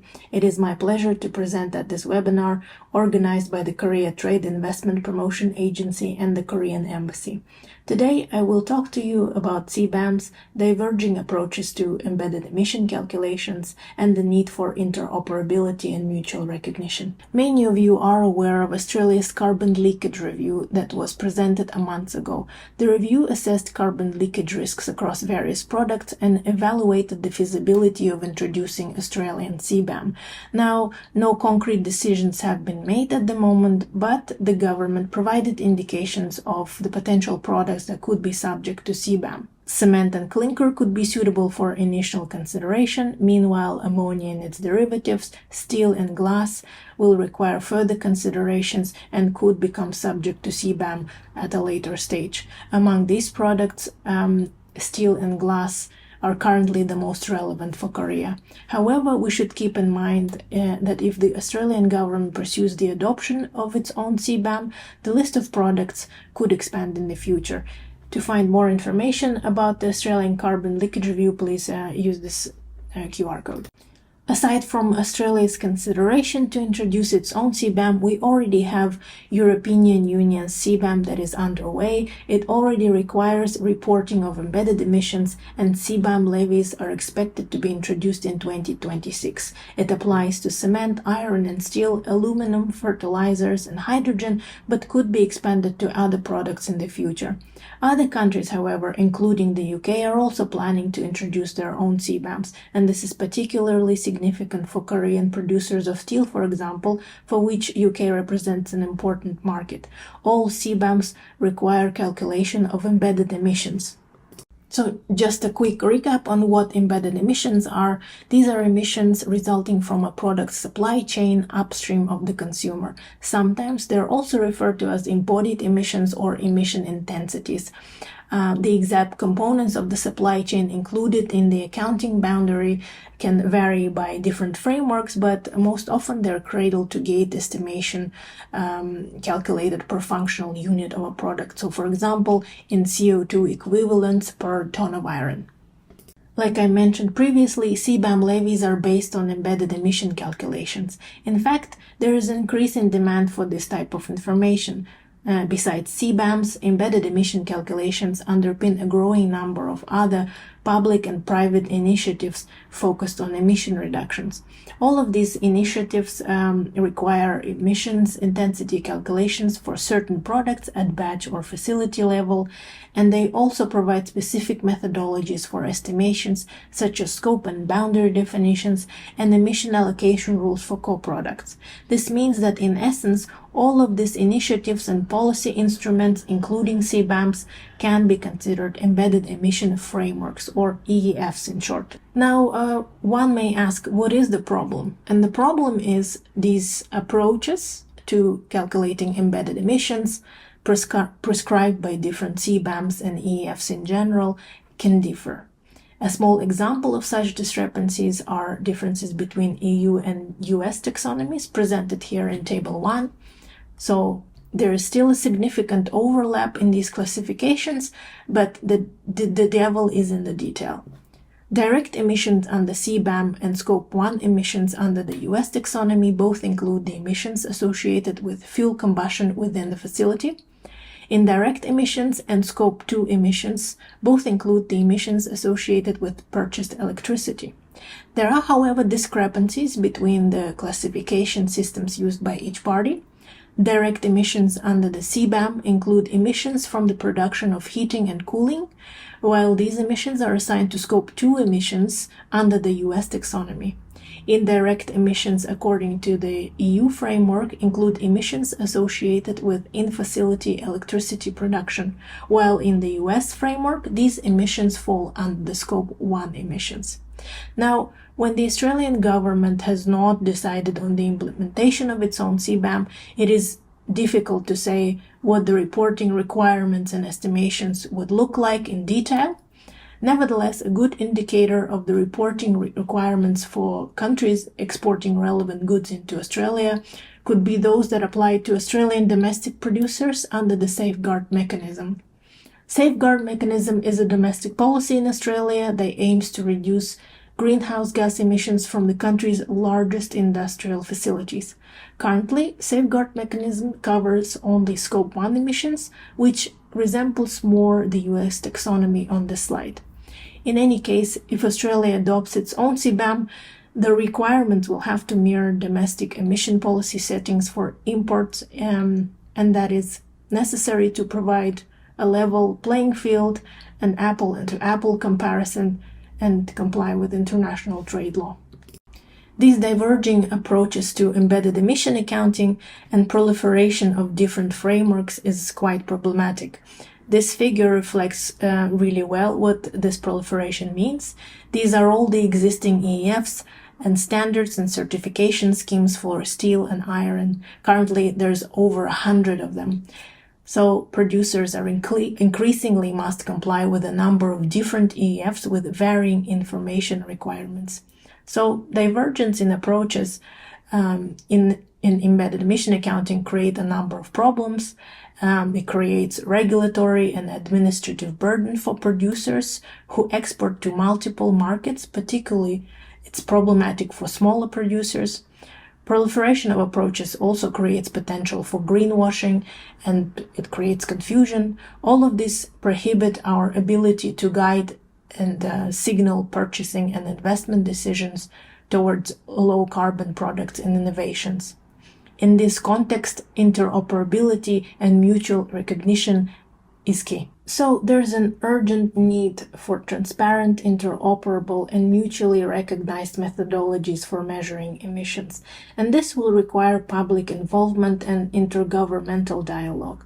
What governments can do to promote consistency and interoperability among different EEFs, including CBAMs, is to bring stakeholders together, create their own EEFs, and negotiate interoperability with trade partners, build capability for EEF development and implementation. And Australia can certainly implement this type of work within different initiatives and support trade partner countries with the implementation. A good example of a public EEF is Australia government's Guarantee of Origin scheme for hydrogen. The scheme will initially focus on hydrogen and renewable electricity, but potentially expand to other products like metals, low-emission fuels, and other Australian-made products. The GO scheme provides a very good basic design for a framework that serves as a single source of trusted information on embedded emissions that is also interoperable and mutually recognized by the trade partners. The emission accounting methodology for the GO scheme drew from Australia's participation in the International Partnership for Hydrogen and Fuel Cells in the Economy, IPHE, and therefore considered an internationally aligned emission accounting framework. Interoperability and mutual recognition may also be facilitated by a growing number of international green economy collaborations. Among many other things, IGECs aim at regulatory collaboration with particular focus on embedded emission accounting and removing possible regulatory misalignment that can cause barriers to trade. Australia and Korea can certainly collaborate in this space as well.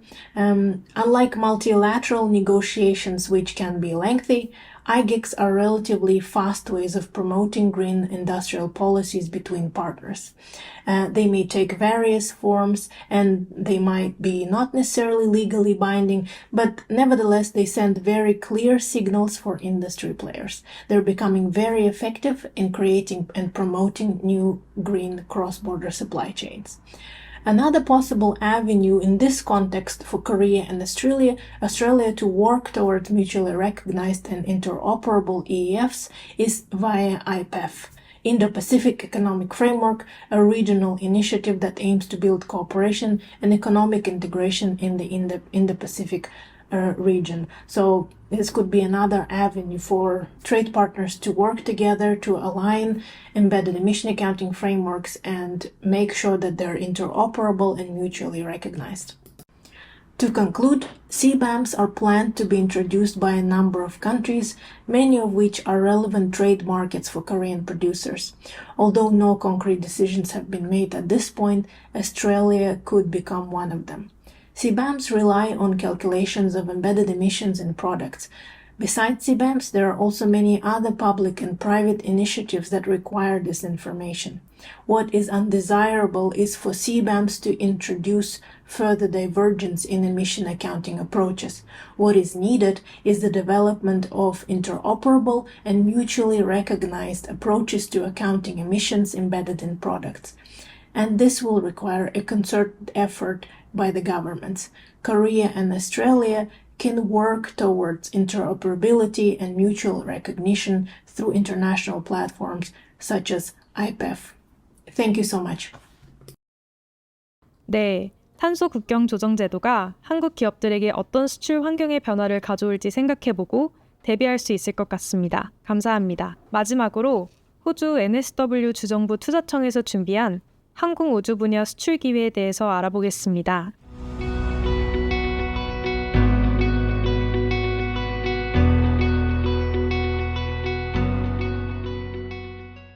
네, 안녕하십니까. 저는 호주 뉴사우스웨일즈 주정부 무역투자진흥관 김유진입니다. 저는 서울에 있고요.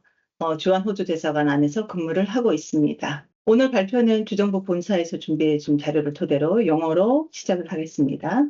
If I could begin by acknowledging the traditional custodians of the various lands on which we work today and the Aboriginal and Torres Strait Islander people participating in this webinar. I pay my respects to elders past, present, and emerging, and recognizing and celebrate the diversity of Aboriginal peoples and their ongoing cultures and connections to the lands and waters of New South Wales.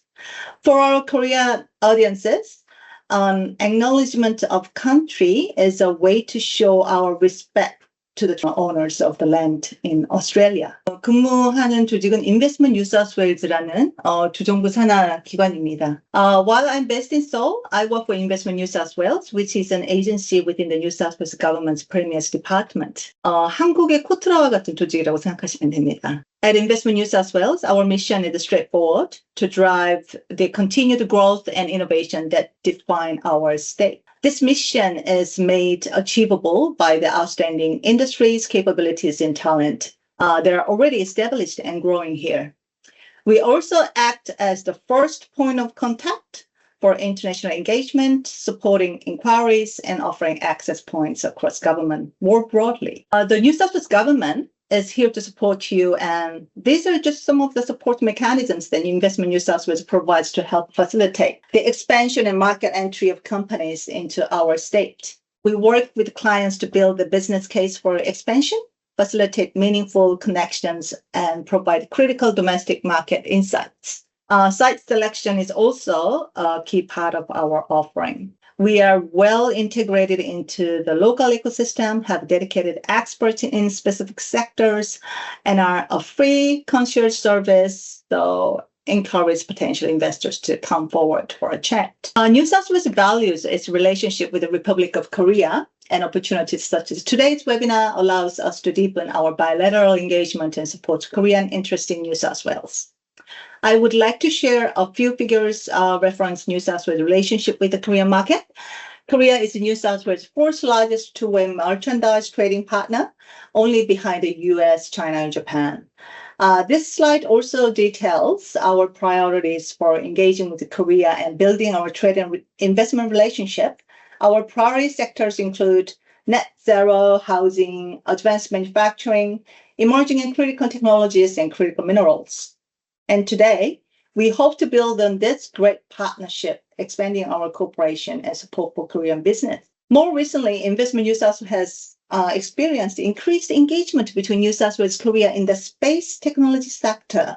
In April this year, New South Wales had the opportunity to support a visiting delegation of Korean journalists with interest in New South Wales science and technology, innovation and research capabilities. We are very proud to showcase New South Wales world-class space capabilities to the visiting delegation, which resulted in significant coverage across leading news publications in Korea. And in July, we welcomed the delegation of business and government representatives from Korea to participate in a business-to-business industry networking event and various site visits engaging directly with key industry players in New South Wales space ecosystem. New South Wales, with a population of 8.2 million people, as Australia's most populous state and also its largest state economy, New South Wales plays a key role in Australia's strong and sustained economic growth, with the state's economy now exceeding $700 billion and holding a 31% share of GDP. New South Wales is also the only Australian state to receive the highest possible credit rating, AAA. New South Wales is an attractive destination for technology workers, boasting the largest tech and innovation sectors in Australia, employing over 332,000 people, and contributing $67 billion to the New South Wales economy. It is this environment that fostered the growth of their New South Wales grown tech unicorns, Canva, Immutable, and Atlassian. The state is home to two universities ranked in the world's top 20, the University of Sydney and the University of New South Wales. These institutions provide a continuous pipeline of talent and research output, further driving the next wave of technological innovation. Beyond its world-leading universities, Sydney and New South Wales also are home to other world-class private higher education providers and vocational education and training VET providers. Take New South Wales, for example, is the leading VET provider in Australia, with more than 400,000 students enrolling each year. The space industry in New South Wales is growing at a rapid pace, marked by many great achievements and milestones. There are now 5 space and technology industry hubs and landing pads in the Greater Sydney area. We have 9 industry precincts supported by the New South Wales government, like Tech Central and the Western Sydney Aerotropolis, to attract space, defense, cyber, AI, and manufacturing businesses. There are 8 satellite ground stations in New South Wales sitting under a major orbit path. This downstream access is utilized by many global companies and is also driving innovation in the ground segment. There are almost 200 space organizations headquartered in New South Wales, the largest of any Australian state or territory, and with innovative capabilities ranging from Earth observation and data analysis through to robotics and advanced manufacturing. And 8 New South Wales universities have active space-related programs helping generate the largest STEM workforce in the country. To get started, South Korean business can connect with the New South Wales government-supported New South Wales Space Research Network, which helps commercialize the world's leading R&D, which New South Wales is known for. If you're looking for solutions to difficult problems, then they are there to assist you. As mentioned, there are also New South Wales many hubs and accelerators, like the National Space Industry Hub, one of Sydney's 5 industry hubs, home to over a dozen innovative space startups, and which has already made strides in fostering partnerships around the world. You can also connect with companies on the ground and immerse with New South Wales' growing space ecosystem. Sydney's International Landing Pad, This facility provides continuous support for the international companies entering Australian markets, including free office accommodation to help you get started, or the Tech Central precinct located near Sydney CBD. This hub offers 250,000 square meters of space for technology companies with 50,000 square meters at affordable rates, specifically for startups and scale-ups. Proximity to leading universities and research institutions makes it a prime spot for Korean businesses seeking to collaborate with New South Wales innovative ecosystem. An advanced manufacturing research facility situated in Western Sydney next to our new airport. This facility welcomes international business, supports the development of cutting-edge manufacturing solutions, and provides access to specialist engineering talent and ecosystem support, serving as yet another effective entry point for entering the New South Wales market. Finally, I warmly invite you to join us in Sydney from 29 September to 3rd October next year for the 76th International Astronautical Congress, IAC 2025, where we bring the customers to you. This will be only the 8th time in its 76-year history that the event will be held in our Indo-Pacific region. And after the success of IAC 2024 this year in Milan, Italy, which saw over 11,000 attendees and 500 exhibitors, IAC 2025 promises to be even bigger, with global leaders like NASA, the European Space Agency, SpaceX, Blue Origin, and Lockheed Martin in attendance. It's the perfect opportunity for you to connect, collaborate, and advance the future of space in your background. We will have 19,000 square meters of industry exhibition floor space. We hope to attract 10,000 attendees alongside many international trade delegations, and we hope you will be one of them. 지금 한국의 그 우주산업협회에서 내년도 2025년 IAC에 참가를 희망하는 한국 기업을 모집 중인 걸로 알고 있습니다. 관심 있는 기업분들께서는 대한민국 우주협회 쪽으로 또 문의를 해보시면 좋을 것 같습니다. Sydney's iconic harbor will provide a stunning background for IAC 2025, and we invite you to join us for this unmissable event. The time to act is now. Ensure your business doesn't miss out on the opportunities this Congress has to offer. So reach out to us at Investment New South Wales to explore how we can help grow your business in Australia. And let us show you why Sydney is your business partner of choice. 호주에 이제 6개의 주가 있잖아요. 그 중에 시드니를 주도로 하고 있는 뉴사우스웨일스 주정부에서 제공하는 서비스에 대해서 간단하게 설명을 또 해드리고, 또 우주 산업 포커스로 간략하게 설명을 해드렸습니다. 추가적으로 궁금하신 사항이 있으신 분께서는 지금 여기 보이시는 연락처로 연락 주시기 바랍니다. 지금 2개의 연락처가 있는데요. 첫 번째는 이제 데이빗 러슨이라고 이번에 새로 부임한 뉴사우스웨일스 주정부의 커미셔너입니다. 동경에 거처를 하고 있고요. 그리고 있는 연락처는 제 연락처입니다. 저는 서울에 있습니다. 네, 이쪽으로 연락을 주시기 바랍니다. 이상으로서 뉴사우스웨일스 주정부의 발표를 모두 마치겠습니다. 감사합니다. 저희가 오늘 준비한 순서는 여기까지입니다. 오늘의 웨비나에서 나눈 모든 정보가 여러분들의 상품 및 서비스 수출에 큰 도움이 되기를 바랍니다. 또 앞으로 한국과 호주 간의 협력이 더 많고 더 넓은 분야에서 강화되기를 기대합니다. 웨비나 관련 문의는 화면에 나오는 이메일 주소로 접수해 주시기 바랍니다. 참석해 주신 모든 분들께 진심으로 감사드리며 우리 기업분들의 호주 시장 진출을 응원하겠습니다. 감사합니다.